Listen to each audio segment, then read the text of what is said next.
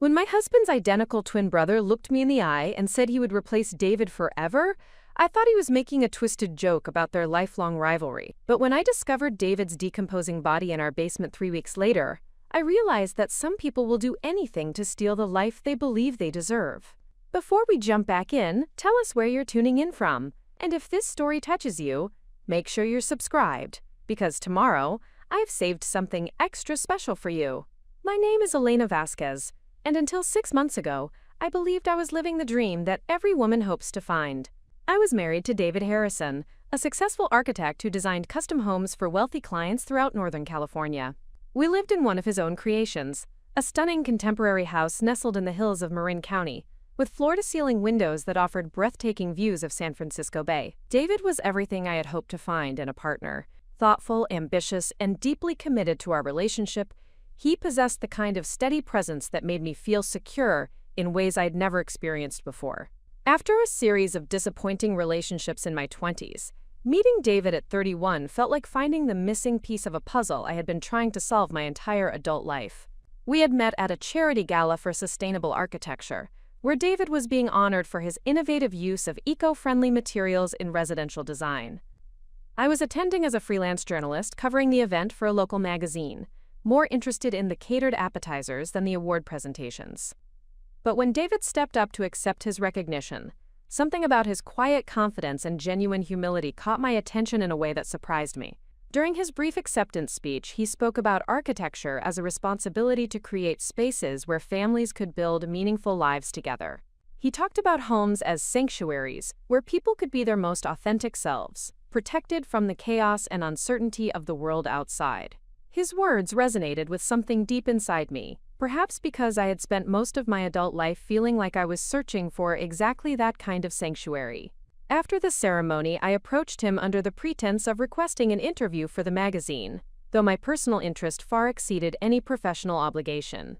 David agreed to meet for coffee the following week, and that conversation extended into dinner, which led to a weekend hiking in Muir Woods, which gradually evolved into the kind of relationship I had begun to doubt actually existed outside of romantic comedies.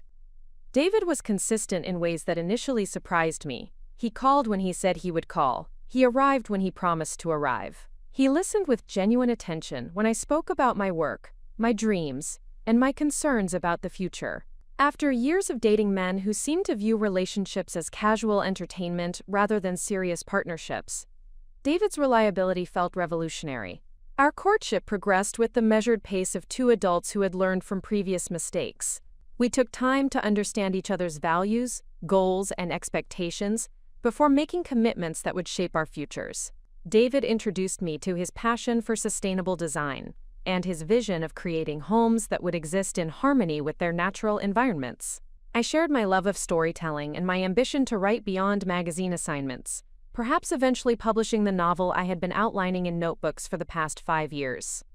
The proposal came during a weekend trip to Big Sur, where David had designed a weekend retreat for clients who became close friends. We were sitting on the deck watching the sunset paint the Pacific Ocean in shades of amber and rose when he produced a ring he had commissioned from a local artisan, featuring a vintage diamond set in recycled gold. The ring was beautiful, but what moved me most was his explanation of why he had chosen those particular materials. "I wanted something with history," he said, taking my hand as the waves crashed against the rocks below us. "Something that had been loved before and would be loved again, like us." We both brought experiences from our past relationships, some painful and some beautiful, but all of them led us to this moment. "I want to build a future with you that honors everything we've learned about love and commitment." I said yes without hesitation, not because I was swept away by romantic emotion, but because David had demonstrated over the course of our 2-year relationship that he possessed the qualities I most valued in a life partner. He was thoughtful, reliable, and genuinely committed to creating a relationship based on mutual respect and shared values. Our wedding took place in the garden of the house David had designed for us, a celebration that reflected our combined vision of what a meaningful life should look like. 50 close friends and family members gathered to witness our commitment, surrounded by the native California plants and sustainable materials that David had incorporated into every aspect of our home's design. The ceremony was simple, elegant, and deeply personal, exactly what both of us had wanted. The early months of our marriage exceeded even my optimistic expectations. David proved to be the kind of husband who remembered small details about my preferences, who supported my professional ambitions without trying to manage or direct them, and who approached our relationship with the same careful attention he brought to his architectural projects. We established routines that honored both our individual needs and our shared goals, creating a partnership that felt both secure and exciting. David's architectural practice was thriving, bringing in projects that allowed him to explore innovative approaches to sustainable design while providing the financial stability that gave us freedom to pursue personal interests. My freelance writing had evolved beyond local magazine assignments to include features for regional publications and the beginnings of a book proposal that had attracted interest from a literary agent. Our home became a sanctuary exactly as David had envisioned during his awards speech. The open floor plan created spaces for both togetherness and solitude, while the extensive use of natural light and organic materials made every room feel connected to the surrounding landscape. Friends frequently commented on the peaceful atmosphere of our house, noting how they felt immediately relaxed when they entered our space. We entertained regularly, hosting dinner parties where David's colleagues from the architecture community mixed with writers and artists from my professional network. These gatherings became legendary among our social circle for their combination of excellent food, stimulating conversation, and the obvious affection David and I shared for each other. Multiple couples told us that spending time in our home had inspired them to evaluate and improve their own relationships.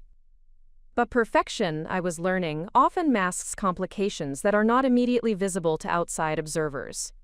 David possessed qualities that made him an exceptional husband, but he also carried burdens from his past that he had not fully shared with me, burdens that would eventually threaten everything we had built together. The first indication that our perfect life contained hidden complexities came during a casual conversation about family history. David rarely spoke about his childhood, deflecting questions about his parents and siblings with brief responses that discouraged further inquiry. When I pressed him gently about his reluctance to discuss his family, he explained that his parents had died in a car accident when he was 25, and that he had no siblings. This information surprised me because David possessed many qualities that suggested he had grown up in a close, supportive family environment. His social skills, his emotional intelligence, and his natural ability to create comfortable spaces for others seemed to indicate a childhood filled with positive relationships and strong role models. When I mentioned this observation, David smiled sadly and explained that his parents had indeed been wonderful people who had given him a foundation of love and security that continued to influence his adult relationships. I accepted this explanation because it aligned with the man I had married, and because David's reluctance to discuss painful losses seemed understandable rather than suspicious. Many people struggle to process grief even years after traumatic events, and I respected his right to maintain privacy about experiences that continued to cause him pain. However, the absence of extended family meant that David's personal history contained gaps that I gradually began to notice. He possessed no family photographs, no childhood mementos, and no stories about holidays, vacations, or family traditions that had shaped his early development. While these absences could be explained by the tragic loss of his parents, they created a sense that I was married to someone whose past remained partially mysterious. David compensated for this absence of family history by creating new traditions and memories with me. He approached holidays and celebrations with enthusiasm and creativity, designing experiences that honored both our individual backgrounds and our shared vision of what family life should look like. Our first Christmas together featured a tree decorated with ornaments we made ourselves, each one representing a milestone or memory from our relationship. These efforts to create meaningful traditions demonstrated David's commitment to building a future with me, but they also highlighted the absence of his own family legacy. I sometimes wondered what stories his parents might have shared about his childhood, what family recipes might have been passed down through generations, what photographs might have captured moments from his early life. But these wonderings remained casual curiosity rather than serious concern, because David's present-day behavior provided all the evidence I needed about his character and his commitment to our marriage. He was loving, supportive, and consistently reliable in ways that made me feel cherished and secure. The missing pieces of his past seemed irrelevant compared to the abundance of love and partnership he brought to our daily life together. That sense of security would prove to be both a blessing and a dangerous illusion. Because while I was falling deeper in love with the man I thought I knew completely, forces from David's hidden past were moving toward us with intentions that would shatter everything I believed about our perfect life. The first crack in our carefully constructed reality appeared on a Tuesday morning in late October, when David received a phone call that changed his entire demeanor in ways I had never witnessed before. I was working in my home office, a converted bedroom that David had redesigned to include built-in shelving and a window seat that overlooked our garden, when I heard him answer his phone in the kitchen below. Preparing and narrating this story took us a lot of time, so if you are enjoying it, subscribe to our channel. It means a lot to us. Now back to the story. "This is David," he said, in his usual professional tone, probably expecting a call from a client or contractor. But the silence that followed stretched far longer than normal business conversations, and when David finally spoke again, his voice carried a tension that immediately captured my attention. "How did you find me?" he asked quietly, and something in those 5 words made me stop typing and listen more carefully. David rarely spoke quietly during phone calls, and the anxiety in his voice was unlike anything I had heard from him in our 3 years together. I could not hear the voice on the other end of the call, but David's responses suggested a conversation that was both unexpected and unwelcome. He asked several questions about locations and timing, his voice growing more strained with each exchange. Finally, he said something that made my stomach tighten with concern. "I thought we agreed that part of our lives was over. I thought we both understood that moving forward meant leaving the past behind." The conversation continued for several more minutes, but David's voice dropped to levels I could not hear from my office. When he finally ended the call, the silence in the house felt different than the comfortable quiet we usually shared during our respective work hours. This silence contained tension, anxiety, and something that felt uncomfortably like fear. When David appeared in my office doorway 20 minutes later, he was holding 2 cups of the herbal tea he often prepared when one of us was feeling stressed or overwhelmed. His face wore an expression I had never seen before, a combination of sadness, worry, and something that might have been guilt. "Elena," he said, settling into the reading chair across from my desk, "I need to tell you about something from my past that I should have shared with you before we got married." Those words sent a chill through my body that had nothing to do with the October weather outside our windows. In my experience, conversations that began with phrases like, "I should have told you before," rarely concluded with information that strengthened relationships. I saved my work, closed my laptop, and gave David my complete attention while preparing myself for revelations that might change everything I thought I knew about our marriage. "I wasn't completely honest with you about my family," David began, his hands wrapped around his teacup as if seeking warmth and comfort. "I do have a brother, an identical twin brother named Marcus. We had a falling out several years ago, and I chose to cut contact with him completely. The phone call I just received was from him, and he wants to meet with us." The relief I felt was immediate and overwhelming. A brother. A twin brother who had been estranged from David due to some family conflict that had occurred before we met. This was certainly information that David should have shared with me earlier, but it was hardly the kind of devastating secret I had been preparing myself to hear. "David," I said, setting down my own tea and moving to sit on the arm of his chair, "I understand why family conflicts can be painful to discuss, but having an estranged brother isn't something you needed to hide from me. Families are complicated, and sometimes relationships break down in ways that are difficult to repair." David looked up at me with an expression that suggested my response had surprised him. He seemed to be evaluating whether to share additional information or leave the conversation at this level of revelation. After a long pause, he made a decision that I would later recognize as the moment our perfect life began its descent toward nightmare. "There's more, Elena. Marcus isn't just estranged because of some ordinary family disagreement. He's dangerous. He has a history of becoming obsessed with things that belong to other people, and he's particularly obsessed with me. When we were younger, he would imitate everything I did, copy every choice I made, even tried to date women I was interested in. It got worse as we got older, and eventually I realized that maintaining any relationship with him was putting other people at risk.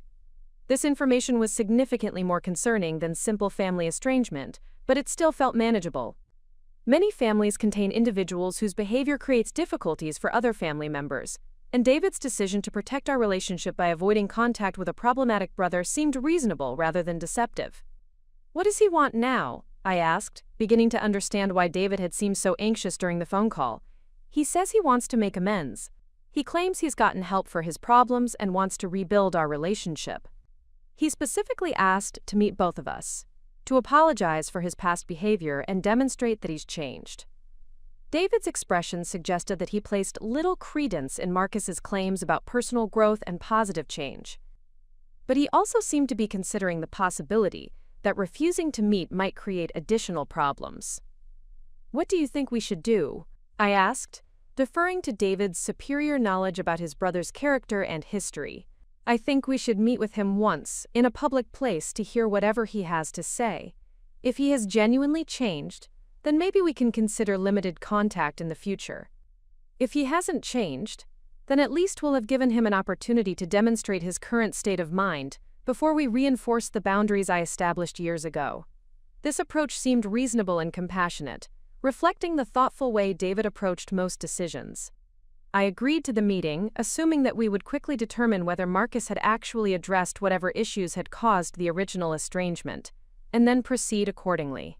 That decision, made from a place of love and trust in my husband's judgment, would prove to be the most dangerous mistake of my life. Because Marcus Harrison was not interested in reconciliation or amends or rebuilding a healthy relationship with his twin brother, Marcus Harrison was interested in replacing David entirely, and he had already begun implementing a plan that would destroy everything I thought I knew about safety, family, and the man I had promised to love until death do us part. Death, as it turned out, would arrive much sooner than any of us had expected. The restaurant David selected for our meeting with Marcus embodied everything I had learned to appreciate about my husband's thoughtful approach to potentially difficult situations. Café Meridian occupied the ground floor of a restored Victorian building in downtown Sausalito, featuring large windows that provided clear views of the street and multiple exit points that would allow for a graceful departure if the conversation became uncomfortable. The lunch crowd would ensure sufficient ambient noise to maintain privacy while providing the security of public witnesses should Marcus's behavior prove concerning.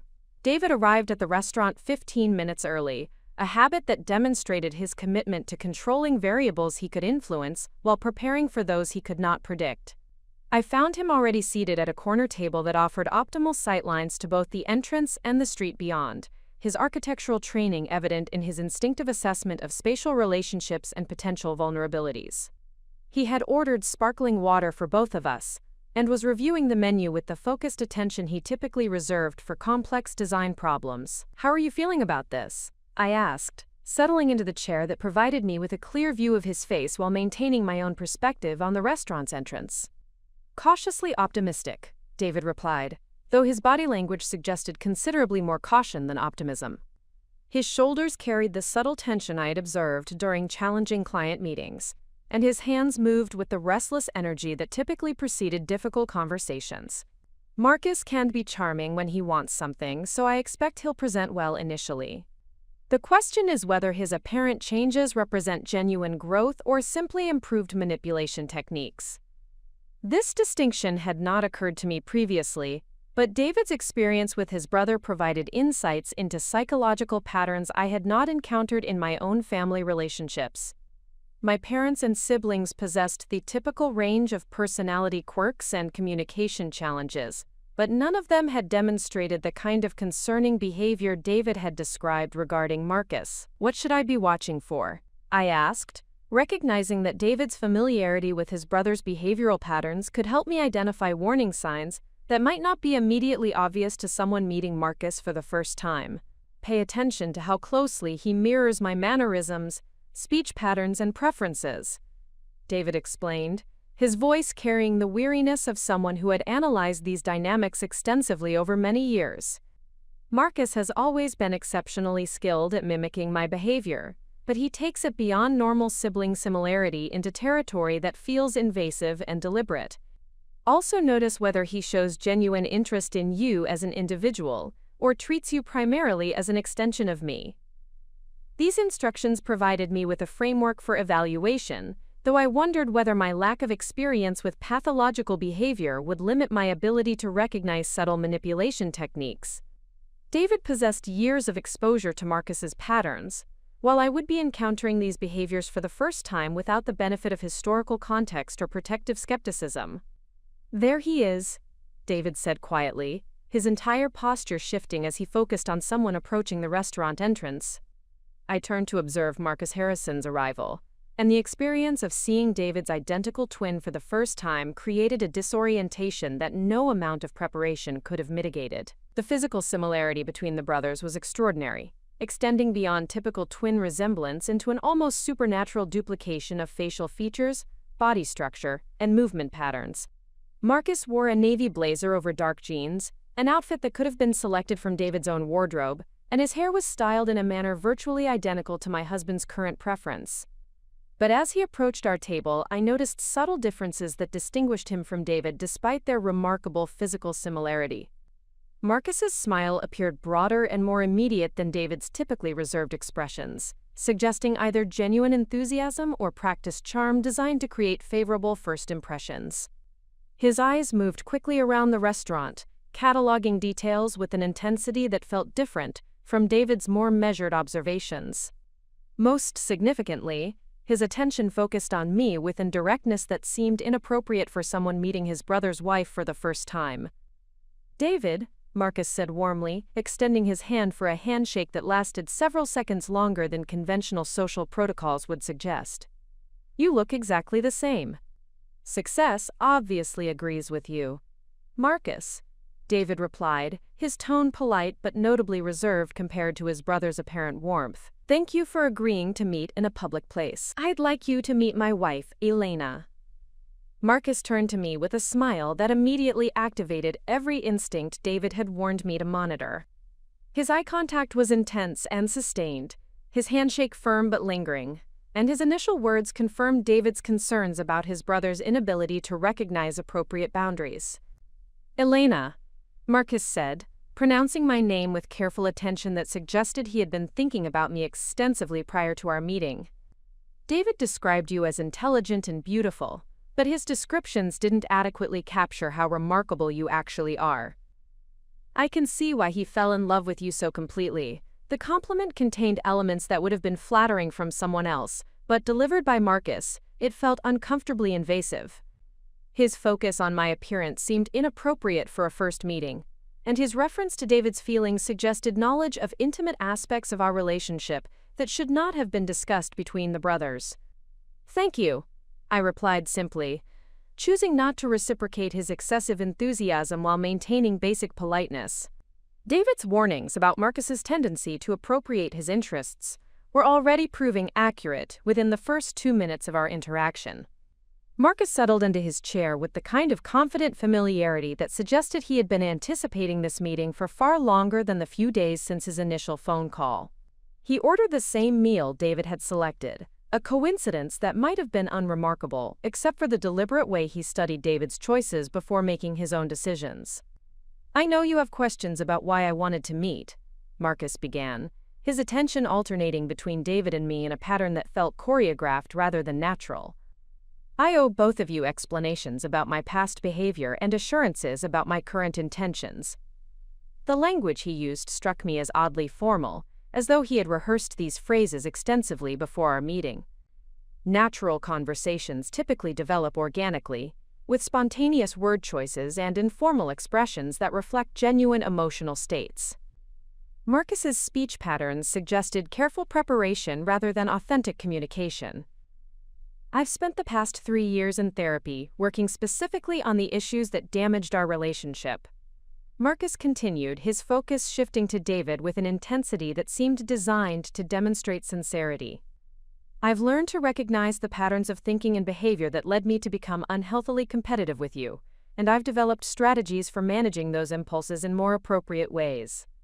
This acknowledgement of problematic behavior represented the kind of self-awareness that might indicate genuine therapeutic progress, but something about Marcus's delivery suggested he was reciting conclusions rather than sharing personal insights. Authentic therapeutic growth typically involves emotional vulnerability and uncertainty about continued progress, while Marcus's presentation conveyed confidence that felt inconsistent with genuine psychological work. "What specific patterns are you referring to?" David asked, his tone suggesting he wanted Marcus to demonstrate detailed understanding of his problematic behaviors rather than accepting generalized admissions of past difficulties. Marcus's response revealed the extent to which he had prepared for this conversation, while simultaneously confirming David's concerns about his brother's fundamental character. "I became obsessed with having everything you had," Marcus said, his voice carrying what appeared to be genuine regret. "When you succeeded in school, I felt compelled to achieve identical results. When you chose architecture as a career, I initially considered the same path, even though my actual interests lay elsewhere. Most problematically, I interfered with your relationships because I convinced myself that I deserved the same romantic happiness you had found." This admission addressed the basic facts of his past behavior while avoiding responsibility for the emotional impact those actions had caused. Marcus described his obsession with David's life as though it had been an unfortunate compulsion, rather than a series of deliberate choices that had violated boundaries and caused significant harm. "The interference with relationships," David said carefully, "involved considerably more than passive envy. You actively pursued women I was dating, sometimes using information you had gained through our friendship to create artificial connections with them." Marcus nodded gravely, as though accepting this more specific characterization of his past actions, but his response again focused on his own experience rather than acknowledging the harm he had caused to others. "You're absolutely right, and I understand now that my behavior was manipulative and destructive," Marcus replied. "Therapy helped me recognize that I was trying to fill an emotional void by appropriating your life, rather than developing my own identity and relationships. I was using other people as objects in my competition with you, which was unfair to everyone involved." The therapeutic language Marcus employed sounded appropriate and insightful, but his delivery remained curiously detached from genuine emotional engagement. He discussed his past manipulation of women as an abstract psychological pattern, rather than expressing authentic remorse about specific individuals he had harmed through his selfish behavior. Throughout this conversation, I observed the differences David had warned me to monitor. Marcus did indeed mirror David's posture, gestures, and speech patterns with uncanny precision, but the mimicry felt deliberate rather than subconscious. He ordered the same wine David had requested, made similar comments about the restaurant's atmosphere, and even adopted comparable responses to questions I asked about his current living situation. More concerning was Marcus's persistent attention to details about my life and relationship with David. He asked questions about my writing career, our home, and our future plans with an intensity that exceeded appropriate social curiosity. His interest appeared to be cataloging information rather than engaging in genuine conversation about shared interests or mutual acquaintances. "What are you doing professionally now?" I asked, hoping to redirect the conversation toward Marcus's independent accomplishments and away from his obvious fascination with David's life. "I've been working in construction management," Marcus replied, "which gives me exposure to the building industry without directly competing with David's architectural practice. It's honest work that allows me to contribute to projects without encroaching on territory that belongs to him." This answer suggested awareness of boundary issues, but the phrasing troubled me. Marcus described David's professional field as territory that belongs to him, as though career choices were geographical claims rather than personal interests and aptitudes. The construction management work could be interpreted as either respectful distance or strategic positioning that would provide access to David's professional network. "Are you involved in any relationships currently?" David asked, a question that I realized was designed to assess whether Marcus had developed his own romantic attachments or remained fixated on acquiring relationships similar to David's marriage. Marcus's response to this question revealed the most concerning aspects of his current psychological state. "I've been dating occasionally, but I haven't found anyone who inspires the kind of commitment you and Elena share," Marcus said, his attention shifting to me with an expression that made me profoundly uncomfortable. "Watching you two together today, seeing the connection you've built, makes me realize what I should be looking for in my own relationships." The way Marcus looked at me while discussing his romantic aspirations crossed boundaries that should have been obvious to someone who claimed to have addressed his inappropriate behavior through therapy. His comment about our connection suggested he had been observing our interactions with analytical attention rather than engaging in normal social conversation. David recognized the problematic nature of Marcus's response immediately, his body language shifting to a more protective posture as he positioned himself slightly between his brother and me. Marcus, part of developing healthy relationships involves focusing on your own needs and compatibility rather than using other people's marriages as templates, David said firmly. Elena and I work well together because we share specific values and goals that developed independently before we met. You need to discover what you actually want in a partner rather than trying to replicate what appears successful for other people. This correction was both therapeutic advice and a clear warning. But Marcus's reaction suggested he interpreted David's guidance as confirmation that their marriage represented something worth pursuing rather than something worth respecting. You're absolutely right. Marcus agreed quickly, but his continued attention to me indicated that he had not internalized the boundary David was attempting to establish. I need to focus on developing my own criteria for compatibility instead of being influenced by external examples. The remainder of our lunch conversation followed similar patterns, with Marcus providing apparently appropriate responses to direct concerns, while simultaneously demonstrating behaviors that confirmed David's original decision to maintain distance from his brother. He asked intrusive questions about our daily routines, expressed excessive interest in visiting our home, and made references to future interactions that presumed ongoing contact, despite the experimental nature of this meeting. When Marcus excused himself to visit the restroom, David leaned across the table with urgent intensity. "This is exactly what I was afraid of," he said quietly. He's saying the right words, but his actual behavior demonstrates that nothing has fundamentally changed. "Did you notice how he's been studying you throughout the entire conversation?" I had indeed noticed Marcus's inappropriate attention, but David's confirmation helped me trust my instincts about the discomfort I had been experiencing throughout the meal. "What do you think we should do?" I asked, recognizing that David's expertise about his brother's patterns would be essential for making decisions about future contact. We finished this meal politely, thank him for his efforts to make amends, and then reinforce the boundaries I established years ago, David replied. Marcus has demonstrated that he's learned to present his obsessions more acceptably, but he hasn't actually addressed the underlying issues that make contact with him dangerous for both of us.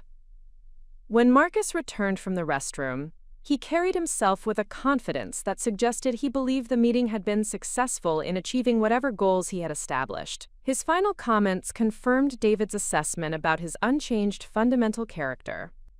"This has been wonderful," Marcus said warmly, his attention including both of us while focusing primarily on me. "I hope we can do this again soon. Maybe next time you could show me the house David designed for you, Elena. I'd love to see how he's incorporated his architectural vision into a space where you both feel completely comfortable and secure." The request to visit our home represented exactly the kind of boundary violation David had predicted, but Marcus's phrasing was particularly unsettling. His reference to our feeling completely comfortable and secure suggested he had been thinking about our private domestic space in ways that felt invasive and potentially threatening. David declined the invitation politely but firmly, explaining that we preferred to keep our home as a private sanctuary rather than entertaining extensively. Marcus accepted this boundary with apparent grace, but his expression suggested he interpreted David's response as a temporary obstacle rather than a permanent limitation.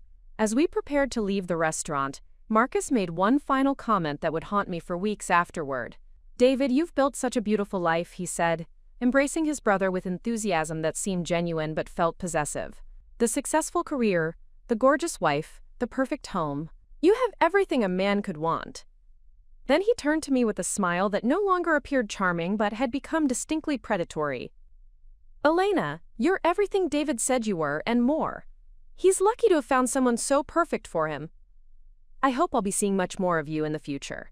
The way Marcus said "much more of you" carried implications that extended far beyond casual social contact, and his reference to my being perfect for him suggested he was evaluating my suitability for purposes other than David's happiness. As we walked back to our car, David's tension was evident in every aspect of his posture and movement.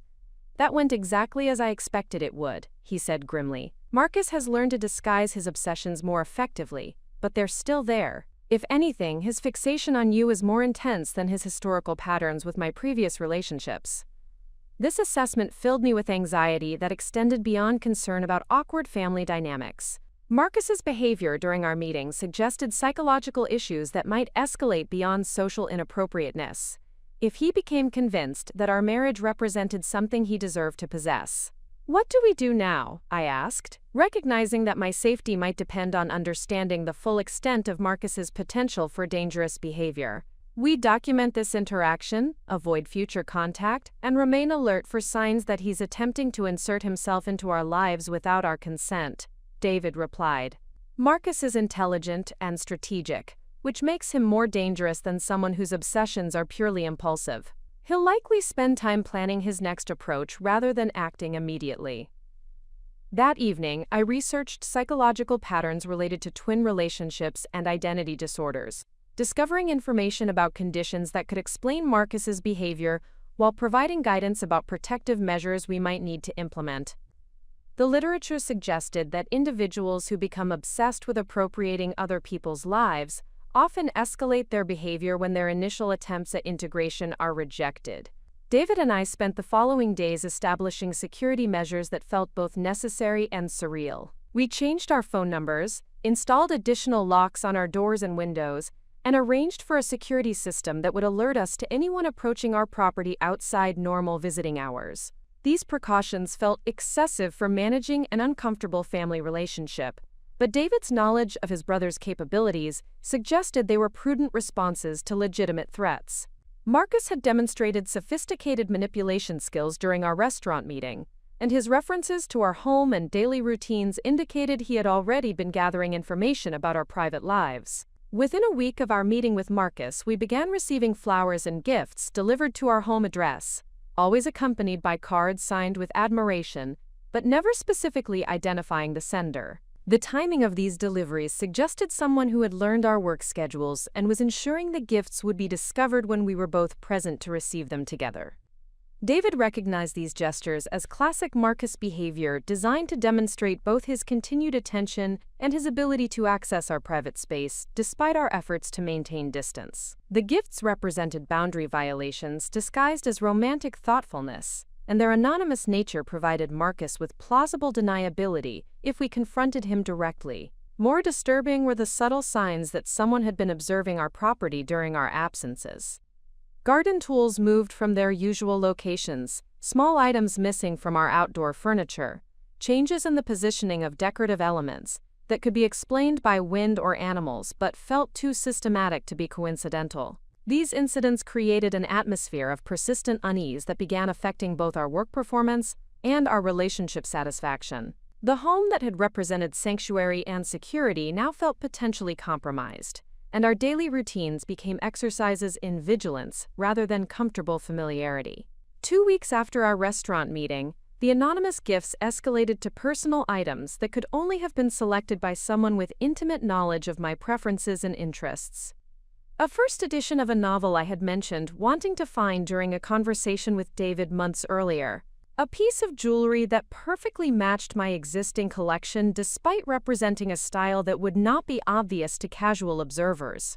These gifts demonstrated surveillance that extended beyond simple observation of our public behavior into detailed knowledge of private conversations and personal tastes.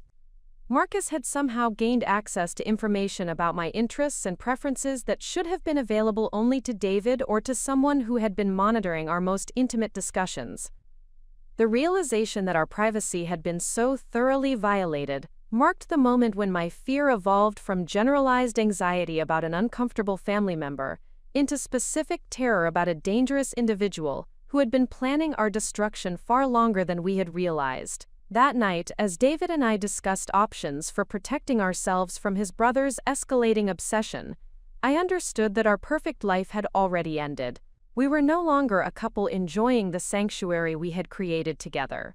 We had become targets in a psychological war that one of us might not survive. The question was no longer whether Marcus would act on his obsessions, but when his carefully planned campaign would reach its violent conclusion. The morning I discovered someone had been inside our home while we slept, marked the moment when my understanding of personal security fundamentally changed forever. I had awakened early to prepare for a client meeting, following my usual routine of checking email and reviewing presentation materials before David stirred from his deeper sleep patterns. The house felt exactly as it should have felt at 6:30 on a Wednesday morning, with familiar shadows and comfortable silence that had always represented the sanctuary David had promised to create for us. But as I moved through our kitchen preparing coffee, my attention was drawn to details that seemed insignificant individually, yet collectively created a pattern of wrongness that activated every survival instinct I possessed. The ceramic bowl we used for fruit had been rotated approximately 90 degrees from its usual position on the counter. The coffee maker, which I always positioned with its handle facing left for easier access, now faced right. Most disturbingly, the small succulent plant David had given me for our first anniversary had been moved from the windowsill to the center of the kitchen table. These changes were subtle enough to be dismissed as coincidental if considered separately, but their systematic nature suggested deliberate manipulation by someone who possessed detailed knowledge of our household arrangements and routines. The positioning of everyday objects had been altered in ways that would be noticed by observant residents, while remaining innocuous enough to be explained as memory lapses or accidental movements. My initial response was to question my own perceptions and consider rational explanations for the discrepancies I was observing. Perhaps David had moved items while preparing a late-night snack and had not returned them to their usual locations. Perhaps cleaning activities had resulted in objects being replaced imprecisely. Perhaps my heightened anxiety about Marcus was causing me to interpret normal variations as evidence of intrusion. But as I continued moving through the house, additional inconsistencies became apparent. Books on our living room shelves had been rearranged in subtle ways that maintained their general organization while altering specific sequences.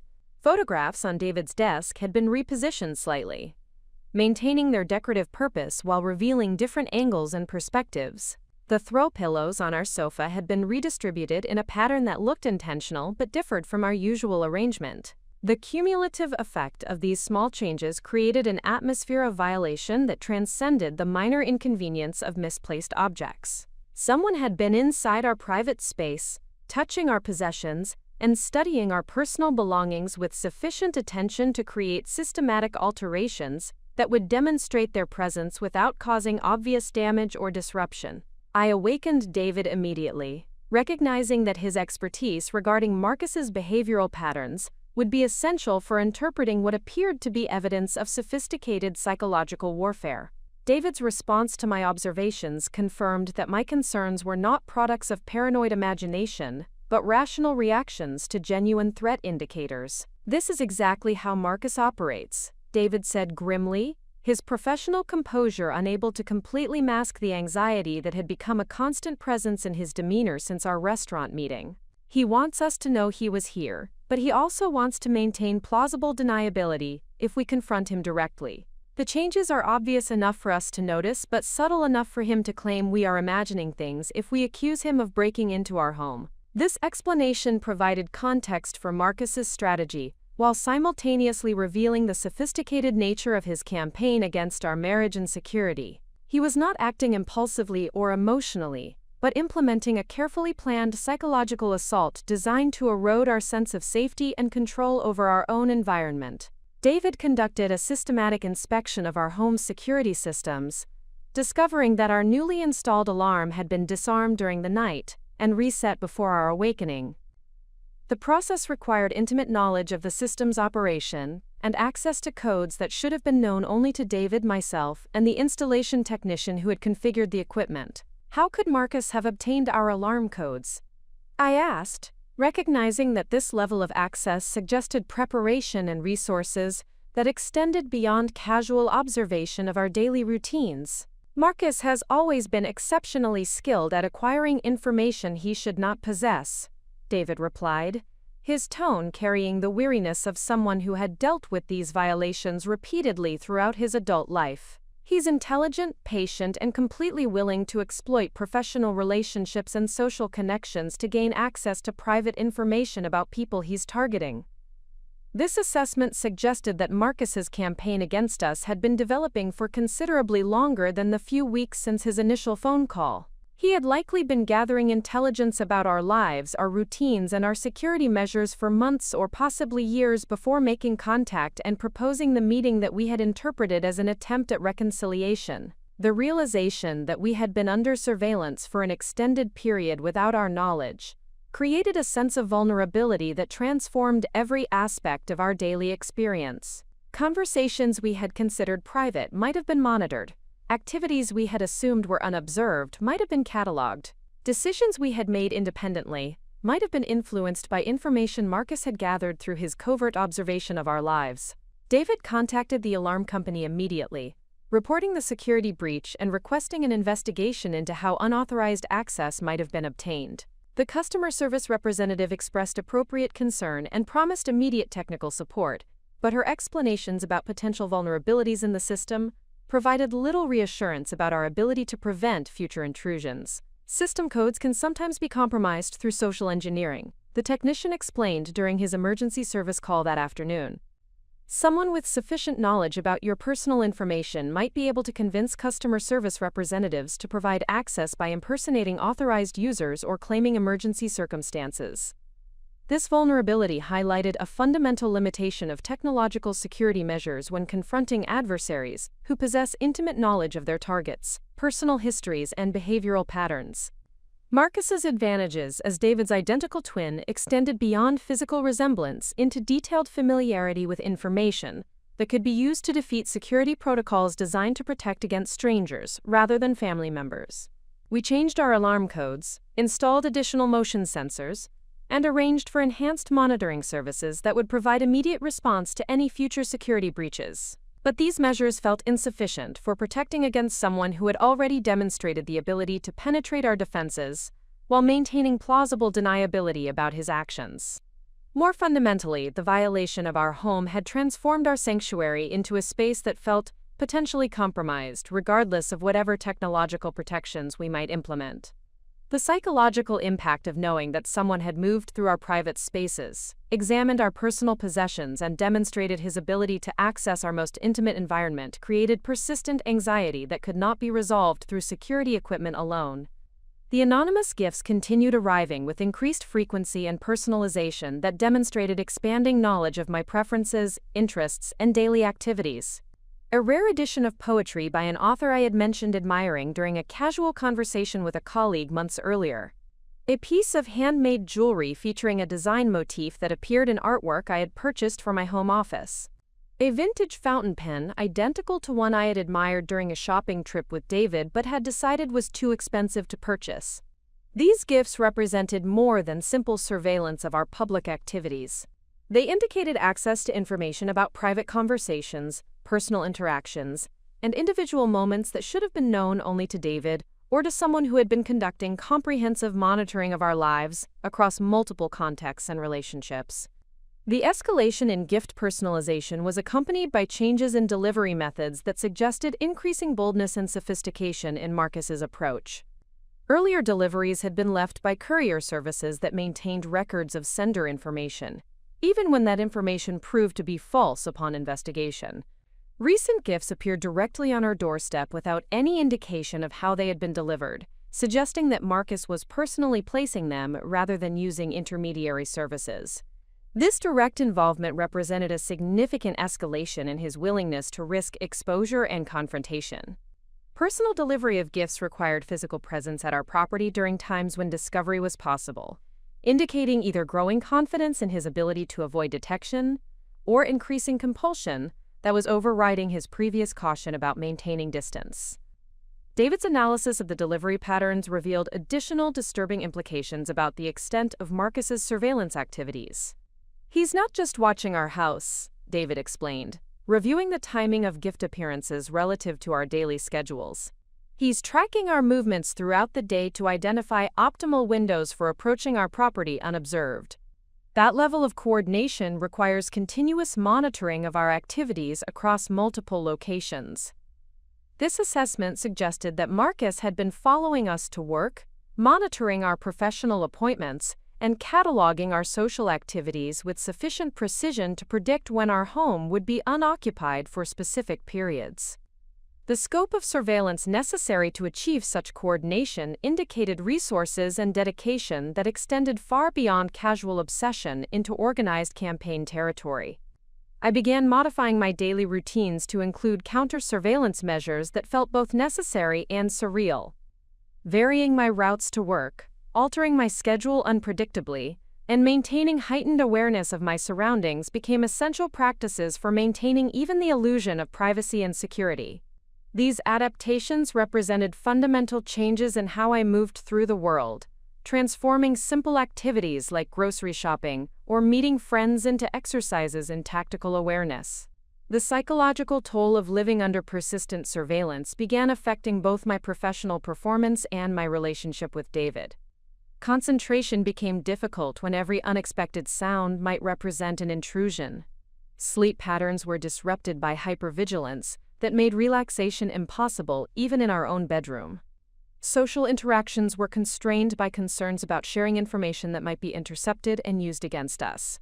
David experienced similar stress responses, but his familiarity with Marcus's behavioral patterns provided him with coping strategies developed through years of previous experience. He had learned to compartmentalize anxiety about his brother's actions while maintaining functionality in other areas of his life, skills that I was only beginning to develop under crisis circumstances. The key to surviving Marcus's campaigns is understanding that he feeds on emotional reactions.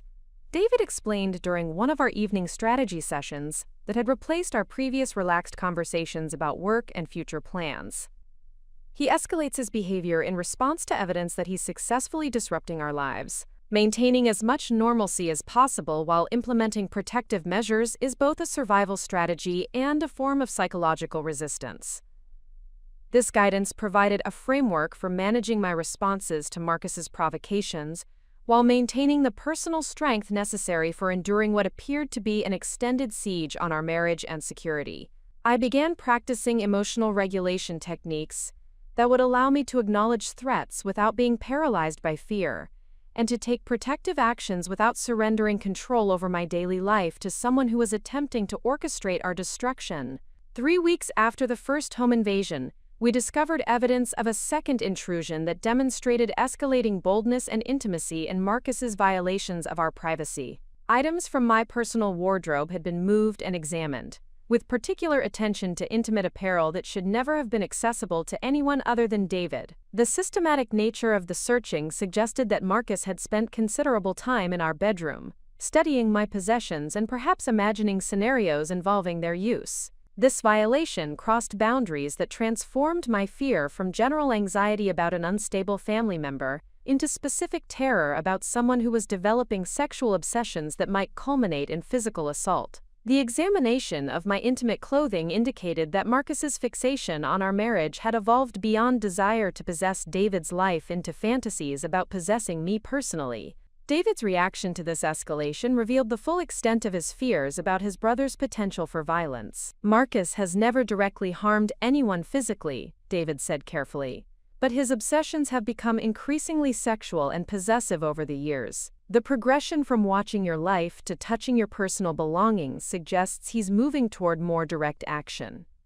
This assessment forced us to confront the possibility that Marcus's campaign might culminate in kidnapping, assault, or worse if he became convinced that less extreme measures would not achieve his objectives. The evolution from psychological harassment to intimate violation suggested accelerating deterioration in whatever constraints had previously limited his behavior to surveillance and gift-giving. We contacted local law enforcement, presenting documentation of the security breaches, the anonymous gifts, and the evidence of personal property violations.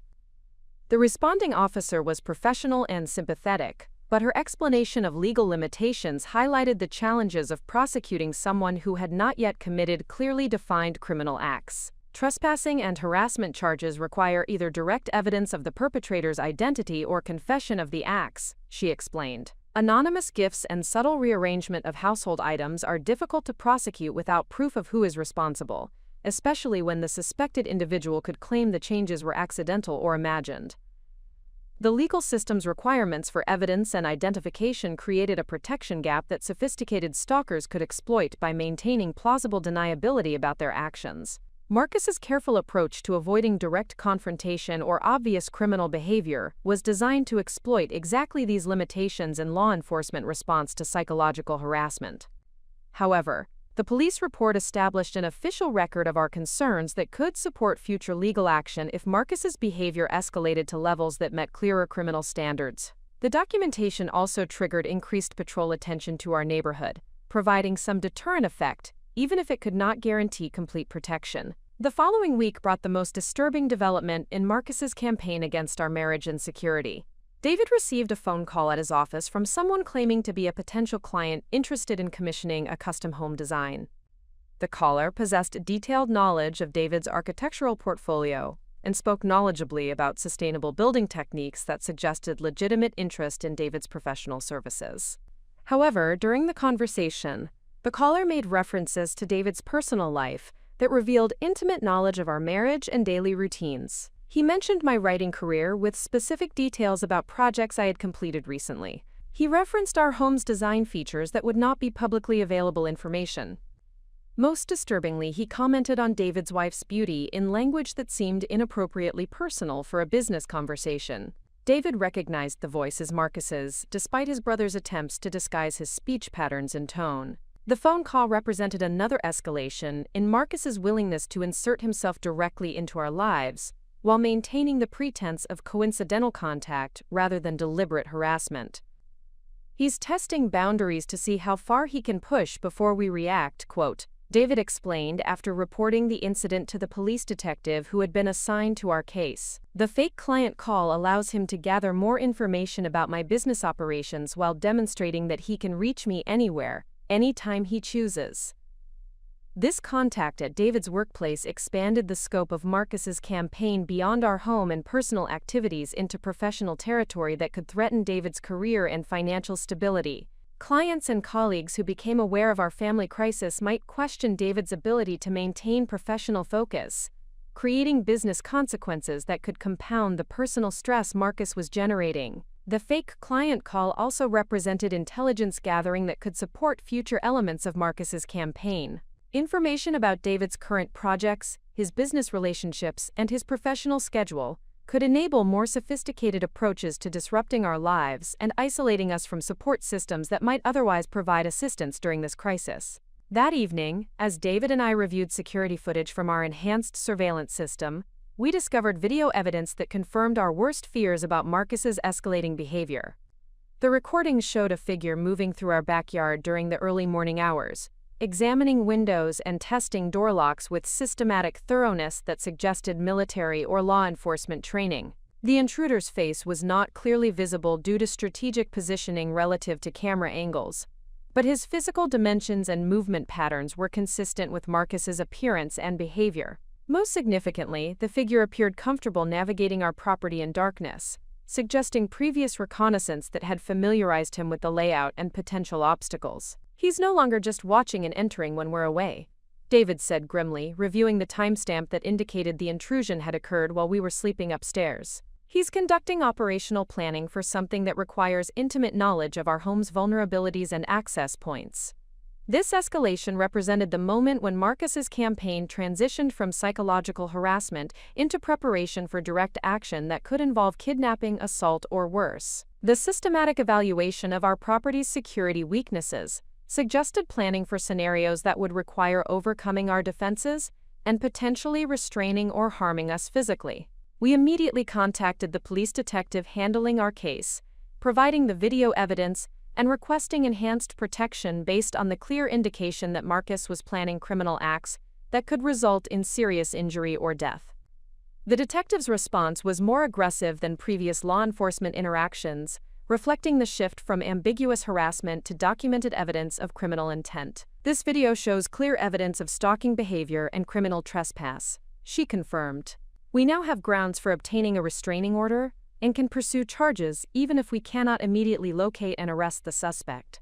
But restraining orders and future criminal charges provided limited protection against someone who had already demonstrated willingness to violate laws and social boundaries. Marcus's escalating behavior suggested that legal consequences would not deter him from pursuing whatever objectives he had established for his campaign against our marriage and lives. That night, as David and I implemented additional security measures and discussed options for temporary relocation, I realized that our perfect life had evolved into a survival scenario that would require courage, intelligence, and determination that I had never been forced to develop previously. The woman who had once worried about meeting publication deadlines and managing household budgets now faced challenges that could determine whether she lived to see another morning. But instead of feeling defeated by these circumstances, I discovered reserves of strength and strategic thinking that empowered me to fight for the life David and I had built together. Marcus had underestimated both my resilience and my commitment to protecting what mattered most to me. His campaign of terror was about to encounter resistance that would prove more formidable than anything his twisted psychology had prepared him to overcome. The decision to transform from victim to active participant in my own defense began during a sleepless night when I realized that waiting for law enforcement protection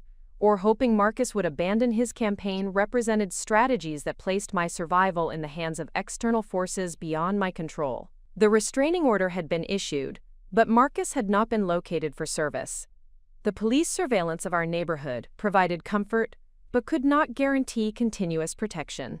The security measures we had implemented offered deterrent value, but had already proven insufficient against someone with Marcus's capabilities and determination. Lying in our bed at 3 o'clock in the morning, listening to David's restless sleep patterns that reflected his own anxiety about our deteriorating situation, I acknowledged a fundamental truth that would reshape my approach to the crisis we were facing.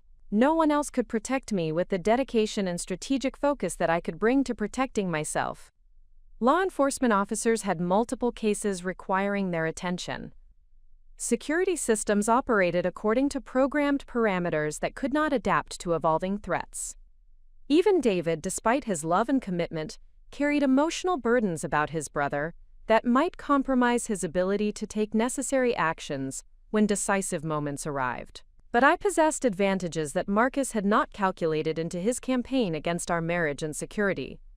I was intelligent, resourceful, and increasingly motivated by anger that was proving more energizing than paralyzing. I had professional skills in research and investigation that could be applied to understanding my adversary's psychology and predicting his behavior patterns.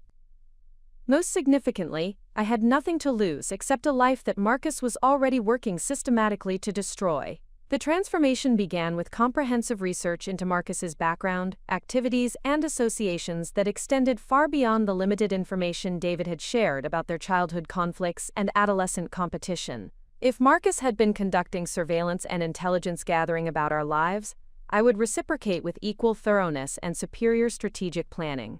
I contacted a private investigator recommended by my attorney, a former police detective named Sarah Morrison, who specialized in cases involving stalking and domestic terrorism. Sarah's initial consultation revealed approaches to personal protection that had not occurred to me during my focus on reactive security measures and law enforcement coordination. The most effective defense against sophisticated stalkers involves understanding their psychology, predicting their escalation patterns, and implementing proactive measures that disrupt their operational planning. Sarah explained during our meeting at her office in downtown San Francisco. Restraining orders and security systems are important components of protection, but they address symptoms rather than underlying behavioral drivers. Sarah's assessment of the documentation I had compiled about Marcus's activities confirmed David's warnings about his brother's dangerous capabilities, while providing additional insights into the strategic nature of his campaign. Marcus demonstrates characteristics consistent with narcissistic personality disorder, combined with obsessive-compulsive behaviors focused on identity appropriation. Sarah continued, his systematic approach to surveillance and psychological manipulation indicates planning capabilities that suggest military or law enforcement training, though his methods also reflect patterns common among individuals with extensive criminal experience. This analysis provided a framework for understanding Marcus's behavior that extended beyond family dysfunction into clinical psychology and criminal methodology. Sarah's expertise enabled me to recognize that we were confronting not merely an unstable relative, but an individual whose psychological condition and acquired skills made him exceptionally dangerous to anyone who interfered with his objectives. The investigative strategy Sarah recommended involved developing comprehensive intelligence about Marcus's current living situation, employment status, financial resources, and social relationships, that could provide insights into his capabilities and intentions. This information would enable us to predict his likely escalation patterns, while identifying vulnerabilities that could be exploited to disrupt his campaign. Understanding your adversary's routine activities and resource limitations allows you to anticipate his actions while creating opportunities for proactive intervention, Sarah explained. Marcus has been studying your life extensively, but he assumes you will remain passive targets rather than active opponents. Reversing that dynamic by studying him while implementing counter-strategies can shift the tactical advantage in your favor. This approach represented a fundamental change in mindset from defensive protection to offensive intelligence gathering and strategic planning. Rather than simply responding to Marcus's provocations, I would begin anticipating his actions and implementing measures designed to disrupt his operational effectiveness, while gathering evidence that could support more aggressive law enforcement intervention. The initial phase of our investigation revealed that Marcus had been living in a rental apartment in Oakland under his legal name, maintaining employment with a construction management company, and presenting himself to neighbors and coworkers as a stable, productive member of the community. His public persona contradicted the sophisticated stalking behavior he was conducting against David and me, indicating compartmentalization skills that suggested either exceptional psychological discipline or extensive experience in deceptive practices. Sarah's surveillance of Marcus's daily activities revealed patterns that provided valuable intelligence about his methods and resources. He maintained regular work hours that constrained his availability for stalking activities to evenings and weekends, suggesting that his harassment campaign required careful scheduling around professional obligations. His vehicle, a nondescript sedan that appeared well-maintained but unremarkable, indicated financial resources sufficient for operational expenses, but not unlimited funding for equipment or professional assistance. Most significantly, Marcus appeared to be conducting his surveillance and harassment activities independently, without accomplices or professional support that might indicate connections to criminal organizations or access to sophisticated resources beyond his personal capabilities. Marcus is operating as a lone actor with moderate financial resources and significant personal time investment, Sarah summarized after completing her initial assessment. His effectiveness derives from patience, persistence, and detailed planning rather than superior technology or professional criminal skills. These characteristics suggest vulnerabilities that can be exploited through coordinated counter-surveillance and strategic interference with his operational routines. This analysis provided the foundation for developing proactive measures that could disrupt Marcus's campaign while gathering evidence for enhanced law enforcement intervention. Sarah's recommendations included surveillance detection techniques that would allow us to identify when Marcus was monitoring our activities, counter-surveillance methods that would enable us to observe his behavior without detection, and tactical approaches to creating situations where Marcus might reveal his intentions or commit acts that would support serious criminal charges. The implementation of these strategies required significant changes in my daily routines and professional activities, but the sense of taking active control over our situation provided psychological benefits that compensated for the inconvenience and expense involved. Rather than feeling helpless while waiting for Marcus to escalate his harassment, I was developing capabilities and gathering intelligence that could enable decisive intervention when opportunities presented themselves. David's response to my proactive approach reflected both admiration for my determination and concern about the risks involved in actively confronting Marcus, rather than maintaining defensive postures. I understand the appeal of taking action rather than remaining passive targets. David said during one of our evening strategy sessions that had become regular features of our modified daily routine. But Marcus has demonstrated willingness to escalate his behavior when he encounters resistance. Direct confrontation might provoke more dangerous responses than continued avoidance and defensive measures. These concerns reflected David's experience with his brother's behavioral patterns and deserved serious consideration in our tactical planning. However, my research had revealed that passive approaches to stalking situations often enable continued escalation as perpetrators become increasingly bold in response to apparent victim helplessness and lack of effective resistance. Marcus is already escalating his behavior despite our defensive measures, I responded, reviewing the documentation of increasing intrusion frequency and intimacy that had occurred since our initial restaurant meeting. Avoiding direct confrontation has not prevented him from conducting home invasions, workplace harassment, and operational planning for more serious criminal acts. Proactive measures represent attempts to disrupt his planning and gather evidence for legal intervention, not direct confrontation that might provoke immediate violence.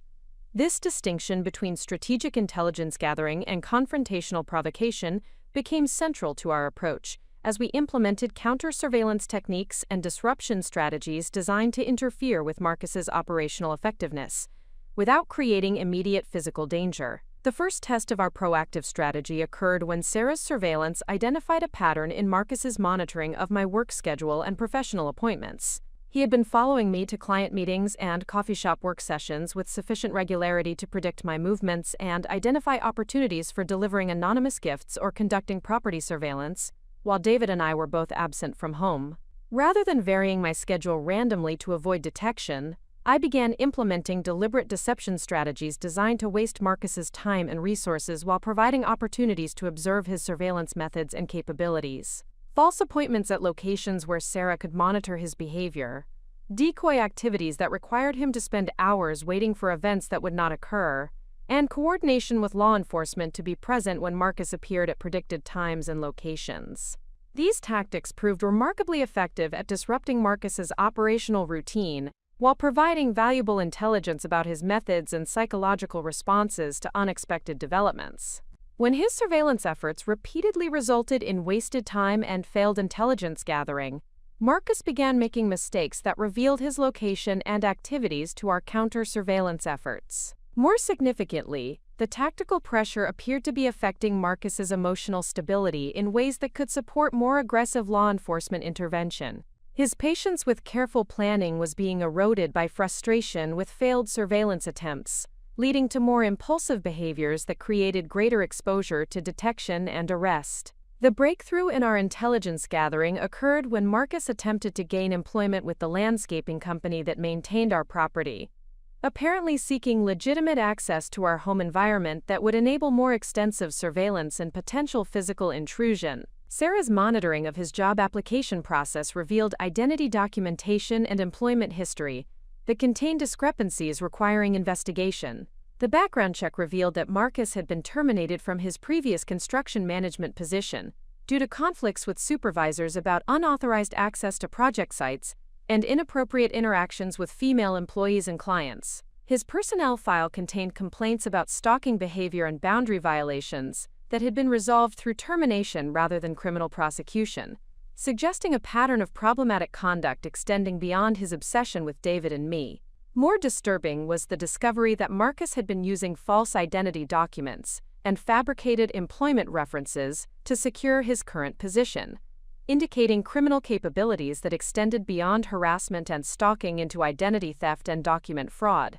These federal crimes carried significant penalties and provided law enforcement with additional grounds for arrest and prosecution that did not depend solely on our complaints about stalking behavior.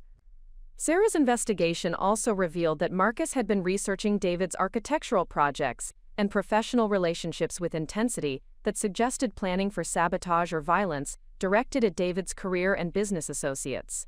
Computer records recovered through legal discovery processes showed internet searches related to building security systems, construction site access procedures, and methods for disrupting architectural projects through equipment damage and client intimidation.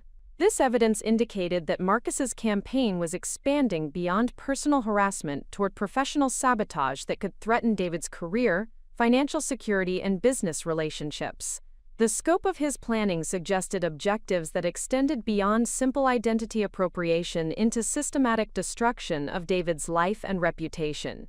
The most concerning discovery was documentation indicating that Marcus had been studying our home's architectural plans and utility systems with attention to vulnerabilities that could be exploited for forced entry, surveillance equipment installation, and potential violence against occupants.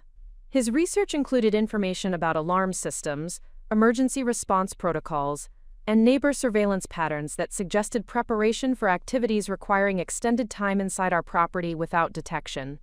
This intelligence provided clear evidence that Marcus was planning criminal acts that could result in kidnapping, assault, or murder, creating grounds for immediate law enforcement intervention and federal charges related to interstate stalking and terrorism threats. Armed with this comprehensive intelligence package, Sarah and I coordinated with federal authorities to implement arrest procedures that would remove Marcus from circulation, while ensuring maximum criminal penalties for his documented crimes. The evidence we had gathered through proactive investigation provided support for charges that carried significant prison sentences and would permanently disrupt his ability to continue threatening our safety. The arrest operation was scheduled for a Thursday morning, when Marcus's routine surveillance indicated he would be monitoring my commute to work from a location that provided law enforcement with optimal access and minimal risk of escape or violence. Federal agents and local police coordinated their approach to ensure surprise and overwhelming tactical advantage that would prevent Marcus from implementing whatever emergency plans he might have developed for avoiding capture. The successful arrest represented vindication of the proactive strategy we had implemented in response to Marcus's campaign against our marriage and security. Rather than remaining passive victims waiting for law enforcement protection or hoping Marcus would abandon his obsession, we had gathered intelligence, developed strategic responses, and created conditions that enabled decisive intervention. But Marcus's arrest also marked the beginning of a new phase in our crisis, as we discovered evidence in his apartment that revealed the full extent of his planning for activities that extended far beyond harassment and stalking into territory that would have resulted in our deaths if his campaign had continued to its planned conclusion. The basement of his rental property contained detailed floor plans of our home, surveillance photographs taken through our windows, and a collection of personal items stolen from our property during his intrusions.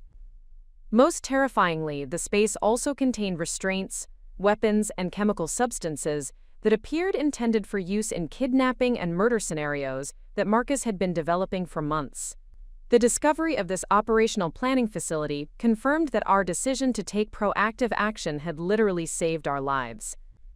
Marcus had not been planning identity appropriation or relationship interference, but systematic elimination of obstacles to his complete takeover of David's identity and life circumstances.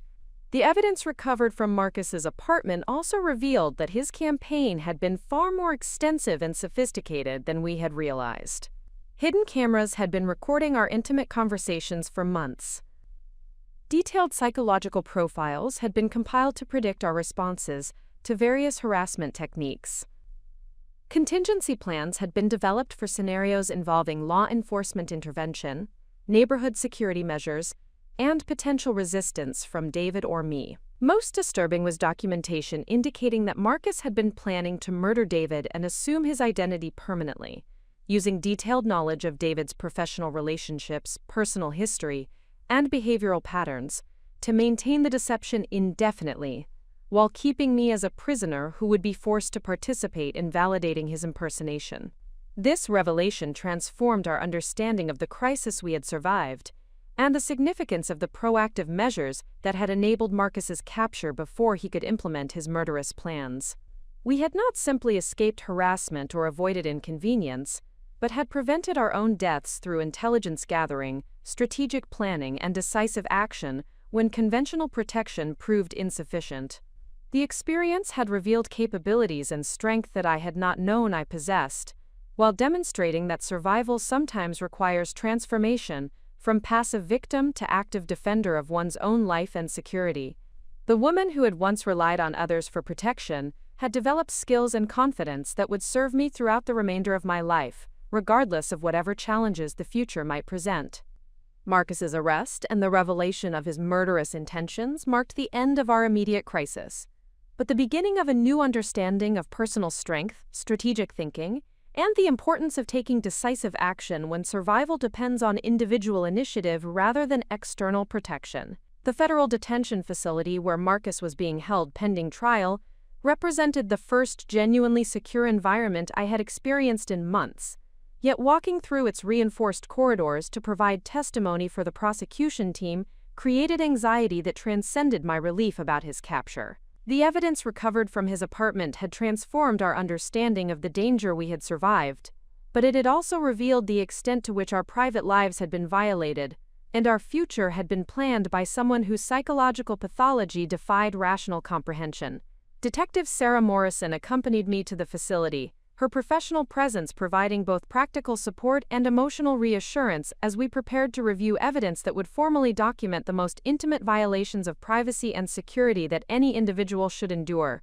The federal prosecutors handling Marcus's case had requested detailed testimony about the harassment campaign, the home invasions, and the psychological impact of his systematic stalking behavior, but they had also indicated that additional evidence continued to emerge from forensic analysis of materials recovered from his operational planning facility.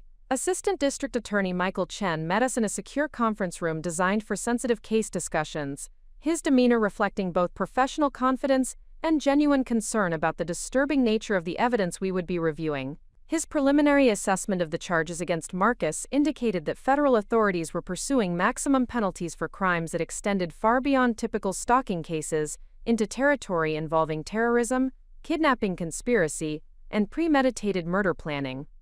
The evidence recovered from Marcus Harrison's apartment and storage facilities provides documentation of criminal planning that represents one of the most sophisticated stalking campaigns our office has prosecuted.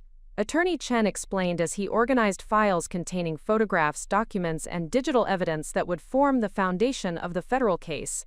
The scope of his surveillance activities, the detail of his operational planning, and the specific preparations for violent crimes demonstrate premeditation and intent that support charges carrying potential life sentences.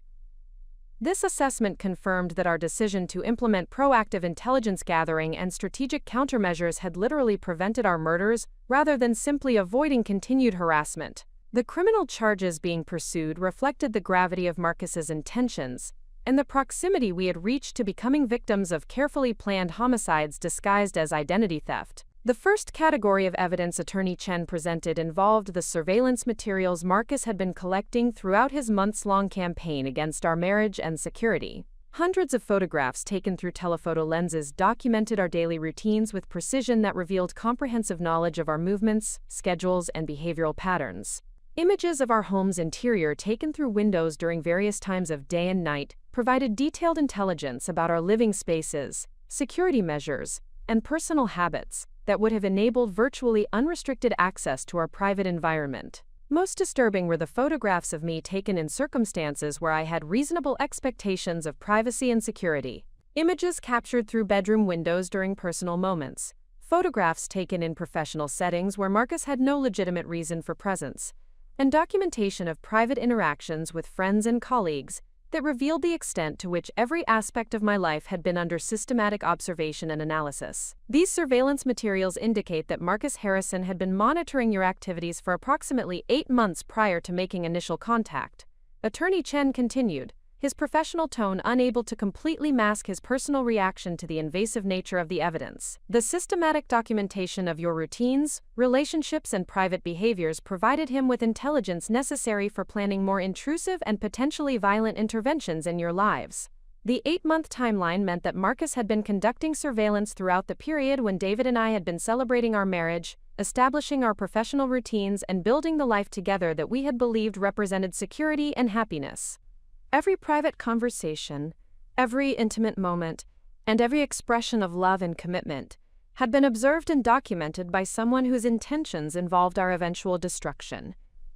The second category of evidence involved the detailed planning materials Marcus had developed for implementing what prosecutors termed identity replacement operations that would have resulted in David's murder and my kidnapping.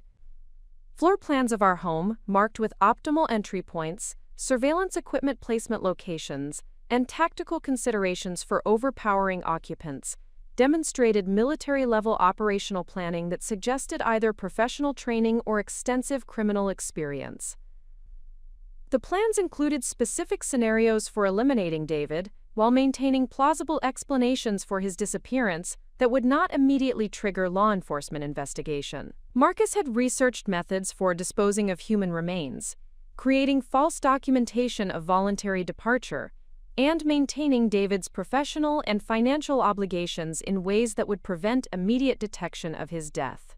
The murder planning materials indicate that Marcus Harrison intended to assume David's identity permanently, rather than simply harassing or intimidating your family, Attorney Chen explained. Reviewing documents that detailed Marcus's research into identity theft, document forgification, and behavioral mimicry techniques. His psychological profile suggests he believed that eliminating David and controlling you would enable him to live David's life with complete authenticity, including maintaining professional relationships and social connections without detection. This revelation transformed our understanding of Marcus's psychology from obsessive competition with his twin brother into delusional belief that he could literally become David through murder and impersonation. The planning materials suggested that Marcus had convinced himself that David's life belonged to him by right, and that eliminating David represented reclamation rather than murder. The third category of evidence involved the preparations Marcus had made for keeping me alive but imprisoned as a participant in validating his impersonation of David. The basement facility in his rental property contained restraints, monitoring equipment, and living accommodations designed for long-term captivity that would enable him to control my interactions with the outside world while using me to authenticate his portrayal of David in social and professional contexts. Detailed psychological manipulation techniques had been researched and documented, including methods for breaking down resistance, creating Stockholm Syndrome responses, and maintaining victim cooperation through combinations of threat, reward, and perceived hope for eventual release. Marcus had studied cases involving long-term kidnapping victims and had developed protocols for managing my physical and emotional condition in ways that would preserve my usefulness while preventing escape or resistance. The kidnapping preparation materials indicate that Marcus Harrison viewed you as an essential component of his identity replacement operation, rather than simply an obstacle to be eliminated. Attorney Chen continued, his professional presentation unable to disguise the disturbing nature of the evidence being reviewed. Your role in his planning involved forced participation in authenticating his impersonation of David, suggesting that he understood the importance of social validation for maintaining his delusional identity transformation. This aspect of Marcus's planning revealed the extent to which he had studied David's and my relationship, recognizing that successful impersonation would require ongoing interaction with people who knew David intimately. My forced cooperation would provide essential validation of his behavioral mimicry, while preventing detection by friends, family, and professional associates who might otherwise recognize inconsistencies in his portrayal. The fourth category of evidence involved Marcus's contingency planning for scenarios involving law enforcement intervention, community suspicion, or resistance from potential victims. His operational documents included procedures for rapid relocation, identity changes, and elimination of evidence that demonstrated sophisticated understanding of investigative techniques and criminal prosecution methods. Marcus had researched federal and state law enforcement capabilities, studied successful and unsuccessful stalking prosecutions, and developed countermeasures designed to avoid detection while maintaining operational effectiveness.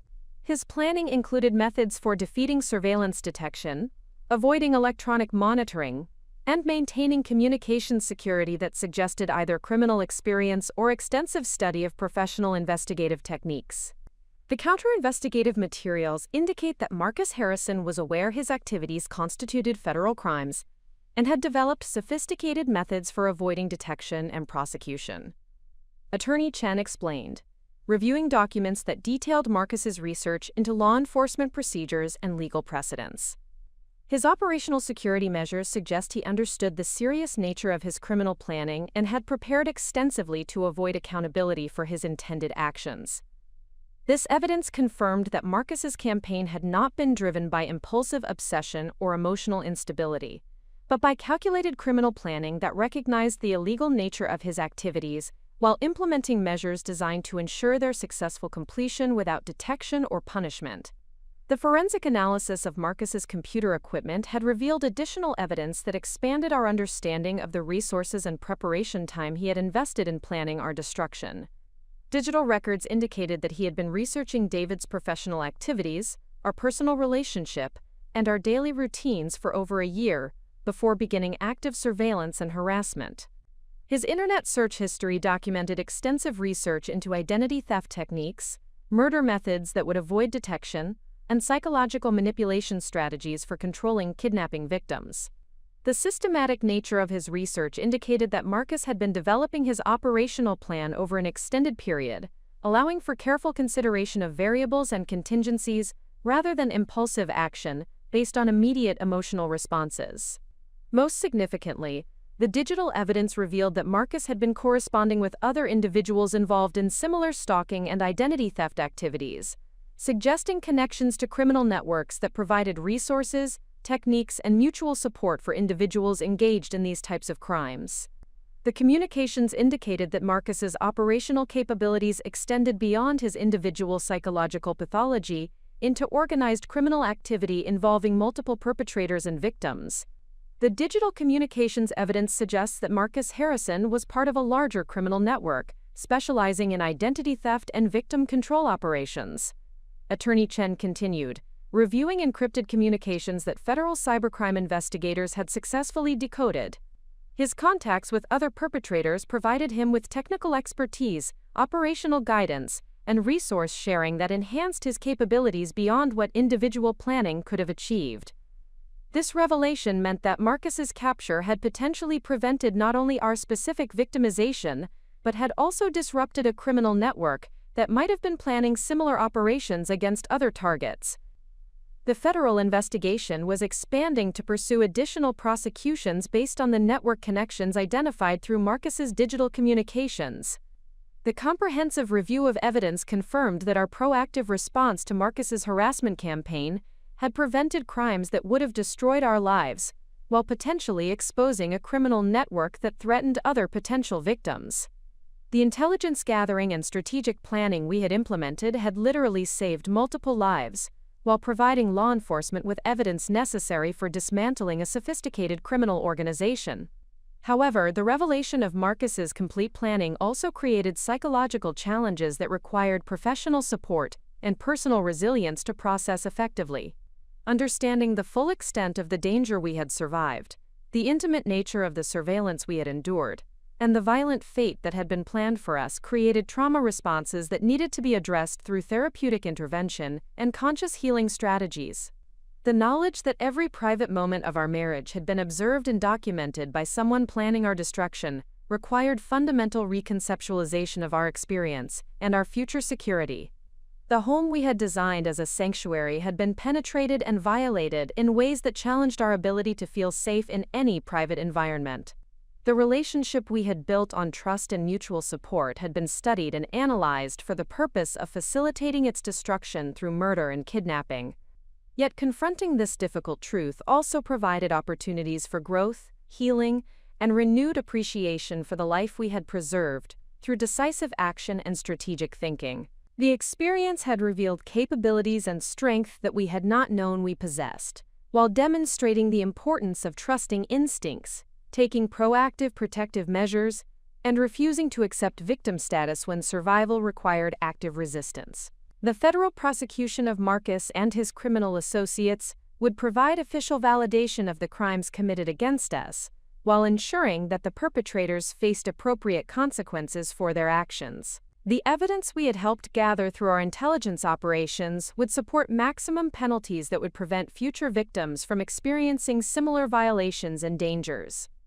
More importantly, the experience had transformed my understanding of personal agency, strategic thinking, and the importance of taking control of circumstances rather than relying on external protection when individual survival is at stake. The woman who had once depended on others for security had developed skills and confidence that would serve me throughout the remainder of my life, regardless of whatever challenges the future might present. The comprehensive nature of Marcus's criminal planning had created circumstances that required extreme responses, but the principles of proactive problem-solving, strategic intelligence gathering, and decisive action, when conventional solutions prove insufficient, represented skills that could be applied to any challenging situation involving personal security, professional obstacles, or relationship conflicts. Our marriage had survived the most sophisticated attack that criminal psychology and organized planning could devise, emerging stronger through shared adversity and mutual support during circumstances that tested every aspect of our commitment and partnership.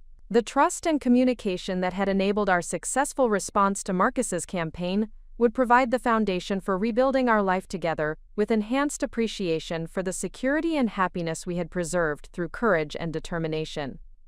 The legal proceedings against Marcus would continue for months, requiring ongoing testimony and evidence review that would keep the traumatic experiences present in our daily awareness. However, the process also provided opportunities for closure, official validation of our experience, and confirmation that justice would be served for the crimes committed against us and other victims. The federal investigators had indicated that our cooperation in documenting Marcus's activities and criminal network connections had provided evidence that would support prosecutions in multiple jurisdictions, potentially preventing dozens of future victims from experiencing similar violations and dangers. This knowledge transformed our personal trauma into meaningful contribution to public safety and criminal justice. As I completed my testimony and reviewed the final evidence packages with the prosecution team, I recognized that the experience had fundamentally changed my understanding of strength, resilience, and the importance of fighting for what matters most when survival depends on individual action rather than external protection. The nightmare was ending, but the woman who emerged from it possessed capabilities and confidence that would serve her throughout whatever challenges the future might hold. Marcus had intended to destroy our lives, but he had inadvertently revealed reserves of strength and determination that would make us more formidable than we had ever been before his campaign began. The federal courthouse in San Francisco represented both the culmination of our legal journey and the beginning of my transformation from survivor to advocate for others facing similar circumstances. The massive granite structure conveyed institutional authority and permanence that provided reassurance about the seriousness with which the justice system approached crimes like those Marcus had committed against our family and other victims. Walking through the metal detectors and security checkpoints each morning of the trial proceedings reminded me that we had moved from a world where safety required constant vigilance to one where official protection enabled focus on truth-telling and justice rather than mere survival. The prosecution team, led by Assistant District Attorney Michael Chen, had assembled a comprehensive case that documented not only Marcus's crimes against David and me, but also his connections to a criminal network that had been conducting similar operations across multiple states. The federal charges included interstate stalking, conspiracy to commit kidnapping, conspiracy to commit murder, identity theft, document fraud, and terrorism-related offenses that carried potential sentences ranging from 25 years to life in prison without possibility of parole. The defense strategy employed by Marcus's attorney focused on challenging his mental competency and arguing that his identical twin relationship with David created psychological conditions that diminished his criminal responsibility. Defense counsel Dr. Patricia Brennan presented expert testimony suggesting that Marcus suffered from dissociative identity disorder exacerbated by twin identity confusion, conditions that allegedly impaired his ability to distinguish between his own life circumstances and those belonging to David. This psychological defense strategy required me to provide detailed testimony about Marcus's behavior during our restaurant meeting and subsequent interactions, focusing on evidence that demonstrated calculated planning and rational decision-making rather than impulsive actions driven by mental illness. My role as a witness involved articulating observations about Marcus's sophisticated manipulation techniques, his strategic approach to surveillance and harassment, and his apparent understanding of legal and social boundaries even while choosing to violate them systematically. The preparation process for providing effective testimony required working with victim advocacy specialists, who helped me understand how to present complex psychological and factual information in ways that would be accessible to jury members without legal or psychiatric training. This preparation involved reviewing my documentation of Marcus's harassment campaign, practicing responses to anticipated cross-examination questions, and developing techniques for managing emotional responses while maintaining credibility and clarity in my presentation. The victim advocacy team, led by licensed clinical social worker Dr. Jennifer Martinez, provided both practical guidance about courtroom procedures and therapeutic support for processing the trauma associated with reliving these experiences through legal testimony. Dr. Martinez's approach emphasized empowerment through truth-telling and the transformation of personal suffering into meaningful contribution to justice and protection for other potential victims. Your testimony serves multiple purposes beyond simply supporting the prosecution's case against Marcus Harrison, Dr. Martinez explained during our preparation sessions. You're providing a voice for other victims who may not have survived their encounters with similar perpetrators, and you're contributing to legal precedents that will strengthen protection and prosecution in future cases involving sophisticated stalking and identity theft crimes. This perspective transformed my understanding of the testimony process from a difficult obligation into an opportunity for meaningful advocacy that could prevent other families from experiencing similar violations and dangers. The courtroom became a platform for speaking truth about the psychological impact of systematic harassment, the inadequacy of conventional protective measures when confronting sophisticated criminals, and the importance of proactive response when survival depends on individual action rather than institutional protection. The prosecution's presentation of evidence began with documentation of the surveillance materials recovered from Marcus's apartment and storage facilities. FBI forensic specialist Agent Robert Kim testified about the systematic nature of Marcus's intelligence gathering, the professional quality of his surveillance equipment, and the detailed planning documents that demonstrated premeditation and criminal sophistication rather than impulsive behavior driven by psychological impairment. The surveillance photographs projected onto courtroom screens created visceral impact that transcended technical discussion of criminal evidence. Images of our private moments captured through telephoto lenses, documentation of our daily routines compiled over months of observation, and detailed floor plans of our home marked with tactical considerations for forced entry demonstrated the intimate nature of the violations we had endured and the systematic preparation for more serious crimes. My testimony began with establishing the timeline of our relationship with David, our marriage, and the circumstances surrounding Marcus's initial contact after years of estrangement.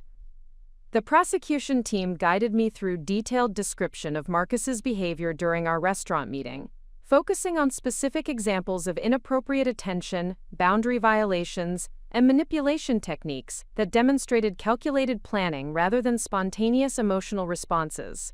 Can you describe Marcus Harrison's demeanor during your first meeting?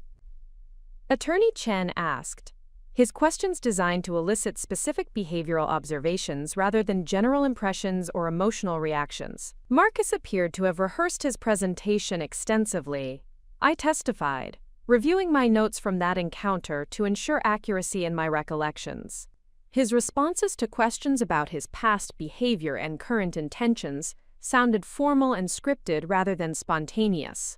He used therapeutic language appropriately, but without emotional engagement that would suggest genuine remorse or personal insight.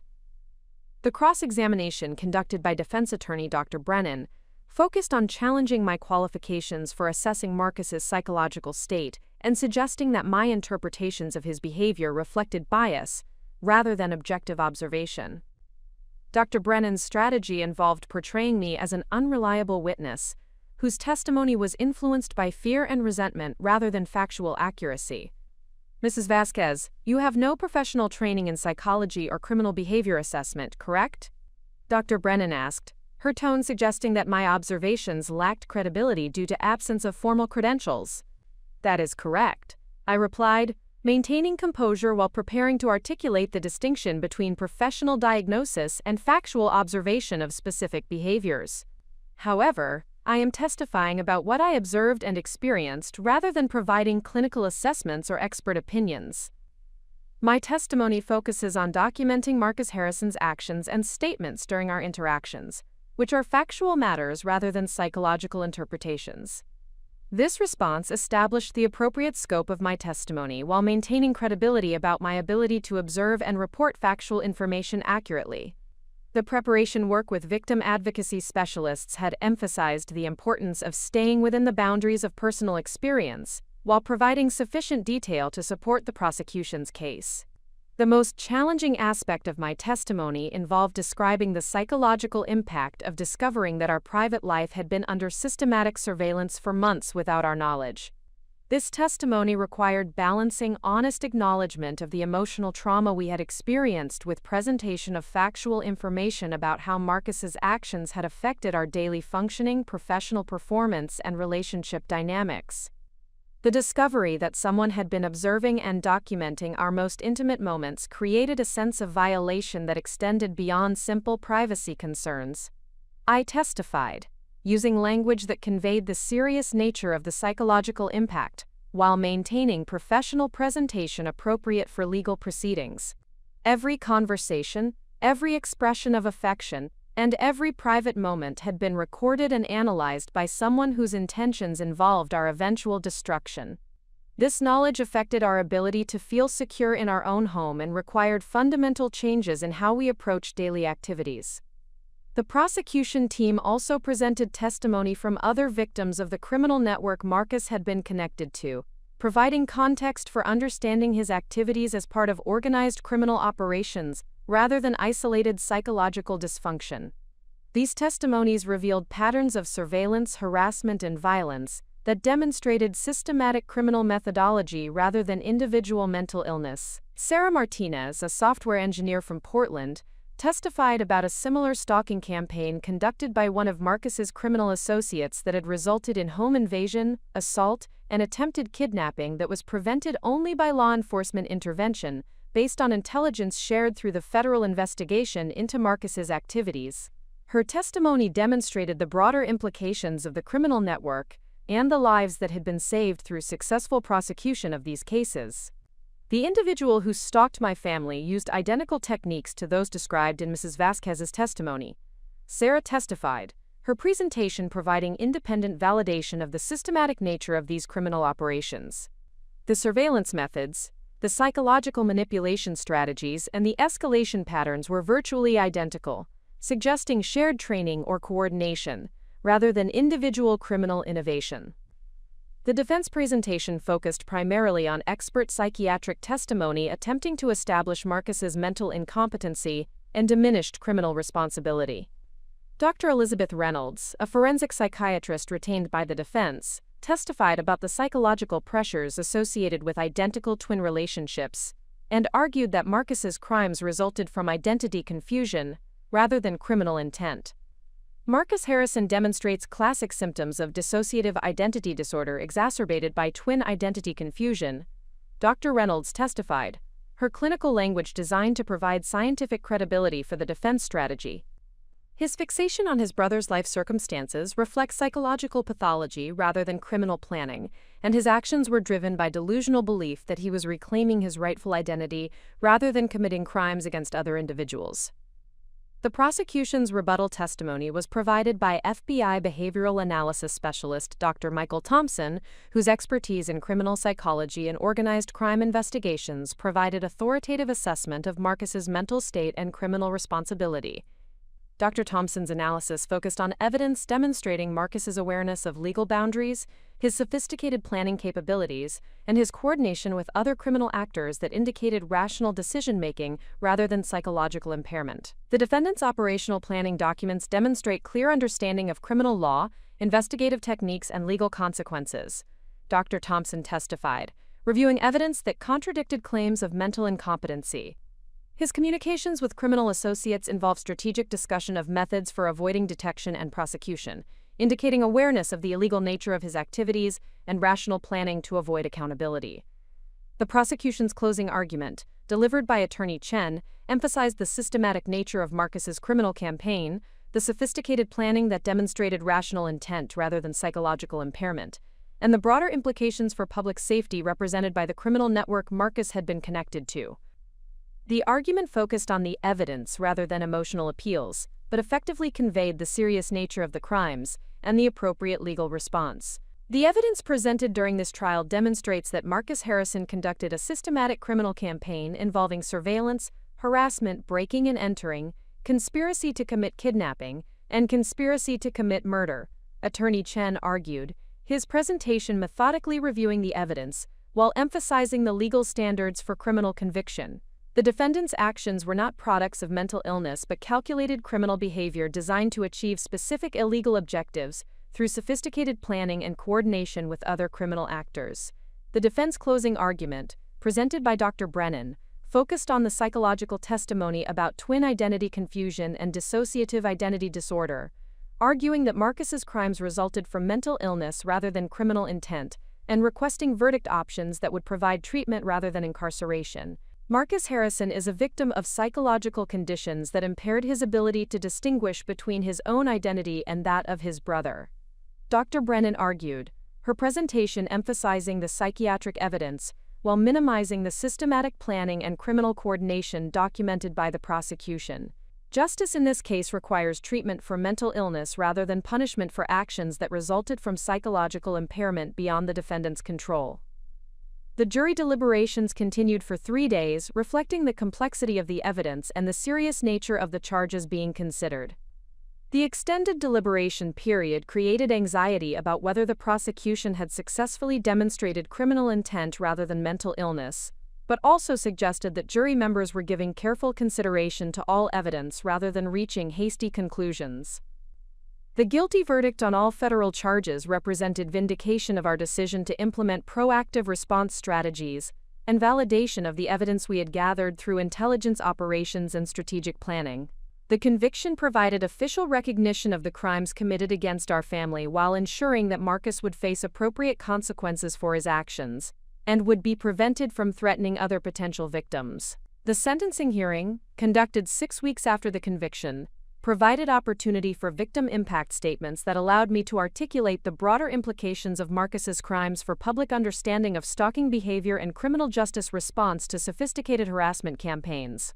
The crimes committed against my family represent systematic criminal behavior that required coordinated response involving law enforcement, private investigation, and proactive self-protection measures. I testified during the sentencing hearing, my statement designed to provide guidance for other victims and criminal justice professionals dealing with similar cases.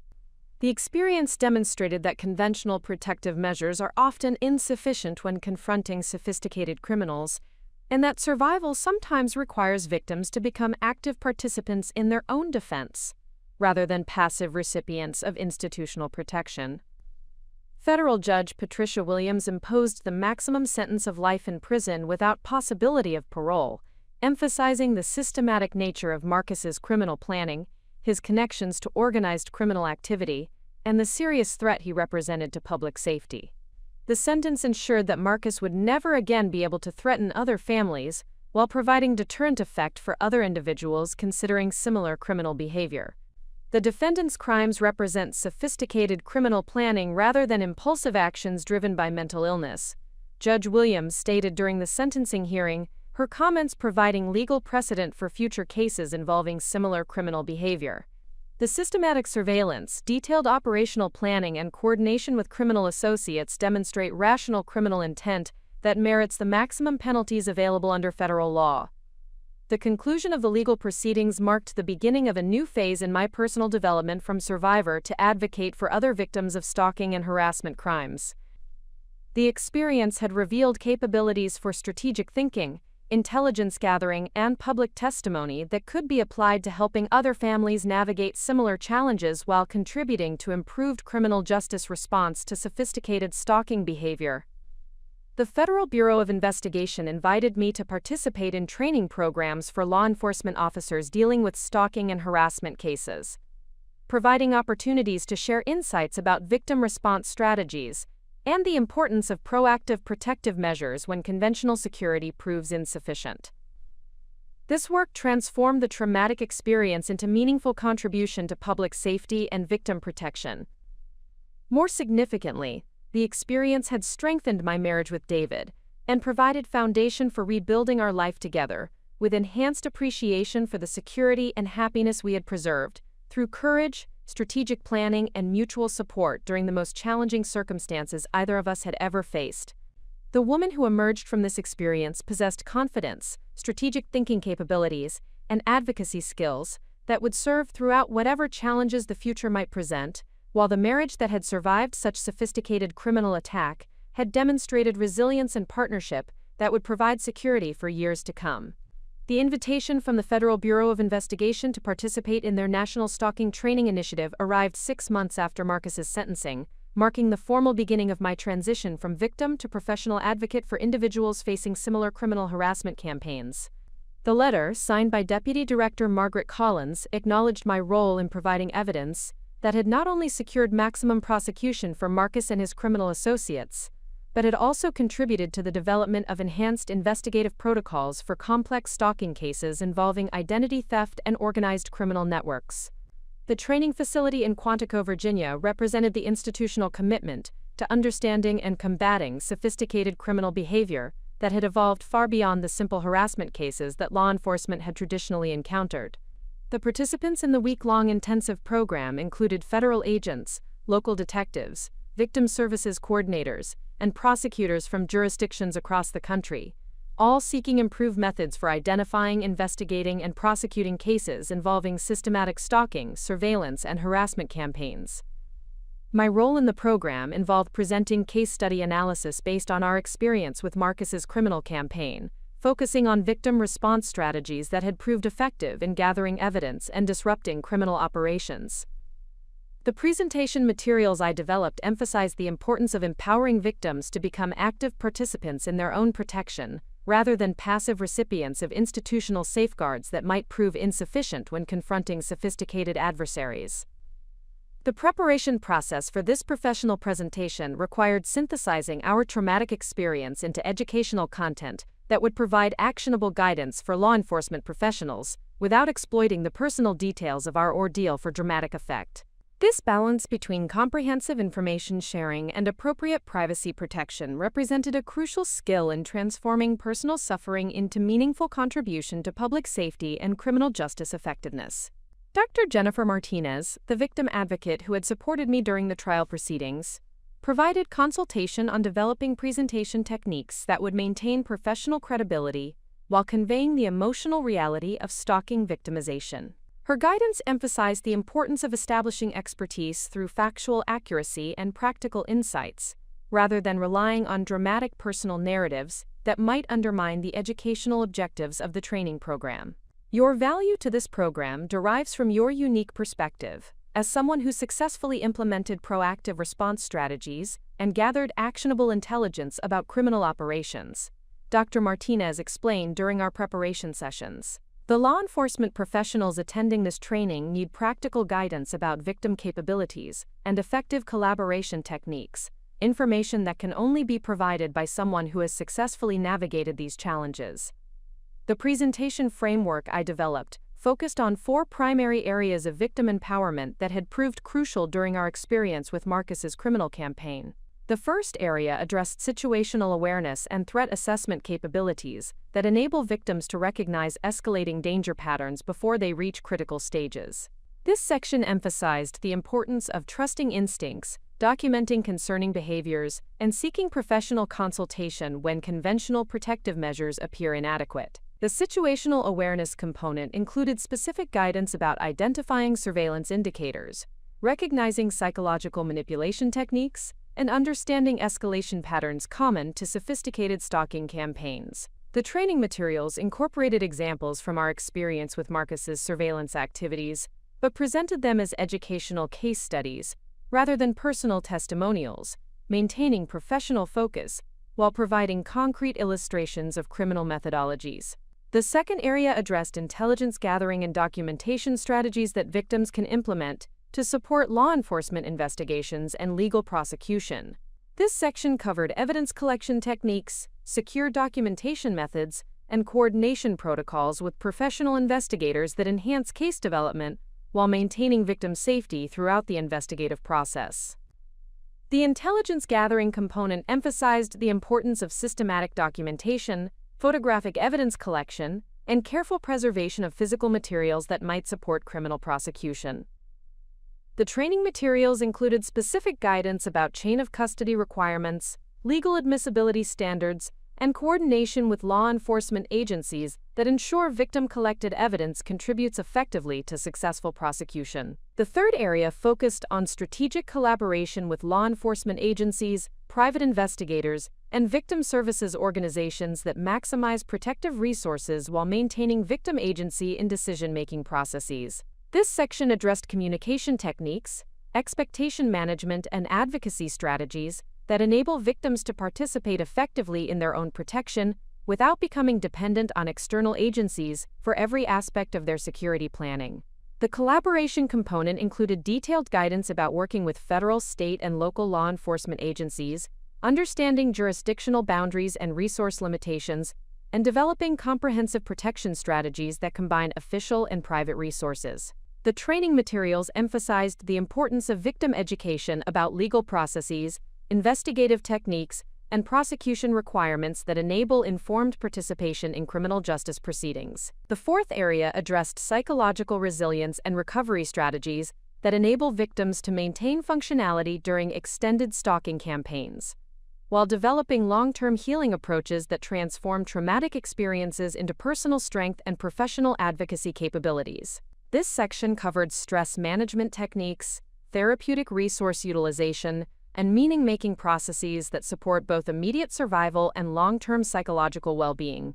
The resilience component included specific guidance about managing hypervigilance, maintaining professional performance during crisis situations, and developing support networks that provide both practical assistance and emotional sustenance throughout extended periods of threat and uncertainty. The training materials emphasized the importance of professional counseling, peer support networks, and advocacy involvement as components of comprehensive recovery that benefits both individual victims and the broader community of individuals facing similar challenges. The response to my presentation exceeded expectations in terms of both professional engagement and practical implementation. Federal Agent Robert Kim, who had served as the forensic specialist during Marcus's prosecution, commented that the victim empowerment strategies I had outlined represented significant advancement in understanding how to leverage victim capabilities for enhanced investigative effectiveness, while maintaining appropriate protective protocols. The traditional law enforcement approach to stalking cases has focused primarily on reactive protection and criminal prosecution after serious crimes have occurred, Agent Kim observed during the program evaluation session. Mrs. Vasquez's presentation demonstrates how proactive victim involvement can provide early intelligence gathering and threat disruption that prevents escalation to more serious criminal behavior while supporting more effective prosecution when charges become appropriate. The program participants requested additional training materials and ongoing consultation opportunities that would enable implementation of victim empowerment strategies in their respective jurisdictions. This response led to the development of a comprehensive training curriculum that I would present at law enforcement agencies, prosecutor offices, and victim services organizations throughout the following year. The National Center for Victims of Crime invited me to serve on their Advisory Council for Stalking Prevention and Response, providing opportunities to influence policy development and resource allocation for programs supporting individuals facing systematic harassment and surveillance. This appointment represented formal recognition of the expertise I had developed through our experience with Marcus's criminal campaign and my subsequent advocacy work. The Advisory Council responsibilities included reviewing proposed legislation related to stalking prevention and prosecution, evaluating effectiveness of existing victim services programs, and developing recommendations for enhanced law enforcement training and resource allocation.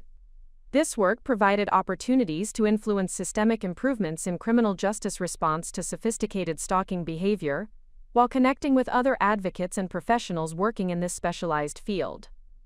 The policy development work revealed the extent to which existing legal frameworks and law enforcement protocols had not adapted to address the sophisticated criminal methodologies that Marcus and similar perpetrators employed in their harassment campaigns. Traditional stalking laws had been developed to address relatively simple harassment behaviors, while organized criminal networks like the one Marcus had been connected to required enhanced investigative capabilities and prosecution strategies. My advocacy work contributed to the development of federal legislation that provided enhanced funding for stalking investigation training, expanded definitions of criminal behavior to include systematic surveillance and psychological manipulation, and established specialized prosecution units within federal attorney offices for complex stalking cases involving organized criminal activity. The legislative advocacy process required testifying before congressional committees about the inadequacy of existing legal protections and the need for enhanced resources to combat sophisticated stalking behavior. This testimony provided opportunities to influence federal policy while sharing insights about effective victim response strategies that could be incorporated into official guidance for law enforcement agencies nationwide. The personal impact of this advocacy work extended beyond professional recognition into fundamental transformation of my identity and life purpose. The traumatic experience with Marcus's criminal campaign had revealed capabilities for strategic thinking, public presentation, and policy analysis that I had not previously recognized or developed. These skills provided foundation for meaningful career development that aligned with my values while contributing to important social objectives. The collaboration with David in rebuilding our life together incorporated my advocacy work as a central component of our shared future, rather than simply a response to past trauma. David's architectural practice had expanded to include security consulting for individuals and families facing stalking or harassment situations, providing complementary professional services that addressed both physical security improvements and psychological recovery support. Our marriage had strengthened through the shared experience of confronting extreme adversity, while maintaining mutual support and strategic collaboration throughout the crisis. The trust and communication that had enabled our successful response to Marcus's criminal campaign provided foundation for enhanced intimacy and partnership that transcended our previous understanding of marital commitment and shared purpose. The home we had rebuilt after Marcus's arrest incorporated both enhanced security features and symbolic elements that represented our transformation from victims to advocates. The design modifications included advanced surveillance systems and security protocols, but also featured spaces dedicated to my advocacy work and David's security consulting practice that transformed our private sanctuary into a resource for helping other families facing similar challenges. The victim services organization I established, named the Strategic Response Institute, provided comprehensive support for individuals facing sophisticated stalking and harassment campaigns. The organization offered intelligence gathering training, strategic planning consultation, collaboration coordination with law enforcement agencies, and long-term recovery support that addressed both immediate safety needs and long-term healing objectives. The Institute's services filled crucial gaps in existing victim services programs that had been designed primarily for domestic violence situations rather than complex stalking campaigns involving organized criminal activity. The comprehensive approach we developed addressed the reality that sophisticated stalking requires victim response strategies that extend far beyond traditional safety planning and emotional support. The training programs I developed for victim services professionals emphasized the importance of recognizing victim capabilities and empowering proactive response strategies rather than focusing exclusively on protective measures that might prove inadequate when confronting sophisticated adversaries. This approach required fundamental changes in how victim services professionals understood their role and the capabilities of the individuals they served. The research component of my advocacy work involved collaboration with academic institutions studying stalking behavior, criminal psychology, and victim response strategies. This research contributed to peer-reviewed publications that influenced professional understanding of effective approaches to complex stalking cases, while validating the victim empowerment strategies we had developed through practical experience. The University of California, Berkeley invited me to serve as a visiting lecturer in their criminal justice program, providing opportunities to educate future law enforcement professionals about sophisticated stalking behavior and effective victim collaboration strategies. This academic involvement ensured that the insights developed through our experience with Marcus's criminal campaign would influence professional training for years to come. The speaking engagements at professional conferences, law enforcement training programs, and victim services organizations provided platforms for sharing expertise while connecting with other professionals working to improve systemic responses to stalking and harassment crimes. These presentations contributed to professional development throughout the criminal justice and victim services communities while maintaining focus on practical implementation rather than theoretical discussion. The media attention generated by my advocacy work provided opportunities to educate the general public about stalking recognition, prevention strategies, and available resources for individuals facing harassment campaigns.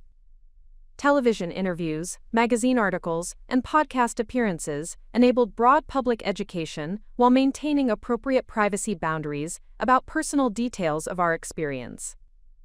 The book I authored about victim empowerment strategies for stalking survivors became a comprehensive resource for individuals facing similar challenges while providing guidance for family members, friends, and professionals supporting stalking victims.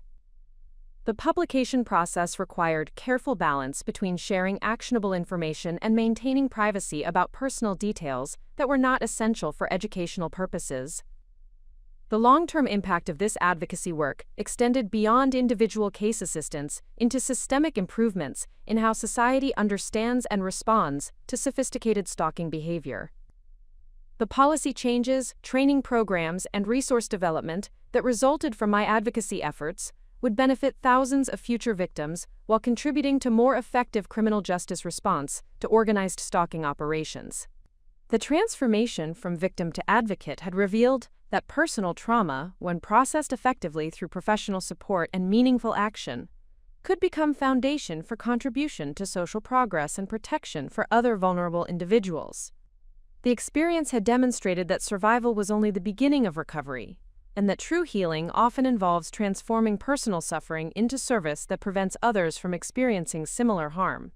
The woman who emerged from this comprehensive advocacy development possessed professional expertise, policy influence, and public recognition that would enable continued contribution to stalking prevention and victim empowerment throughout her career, while the marriage that had survived such extreme testing had evolved into partnership that combined personal happiness with shared commitment to protecting other families from similar dangers. Up next, you've got 2 more standout stories right on your screen. If this one hit the mark, you won't want to pass these up. Just click and check them out. And don't forget to subscribe and turn on the notification bell so you don't miss any upload from us.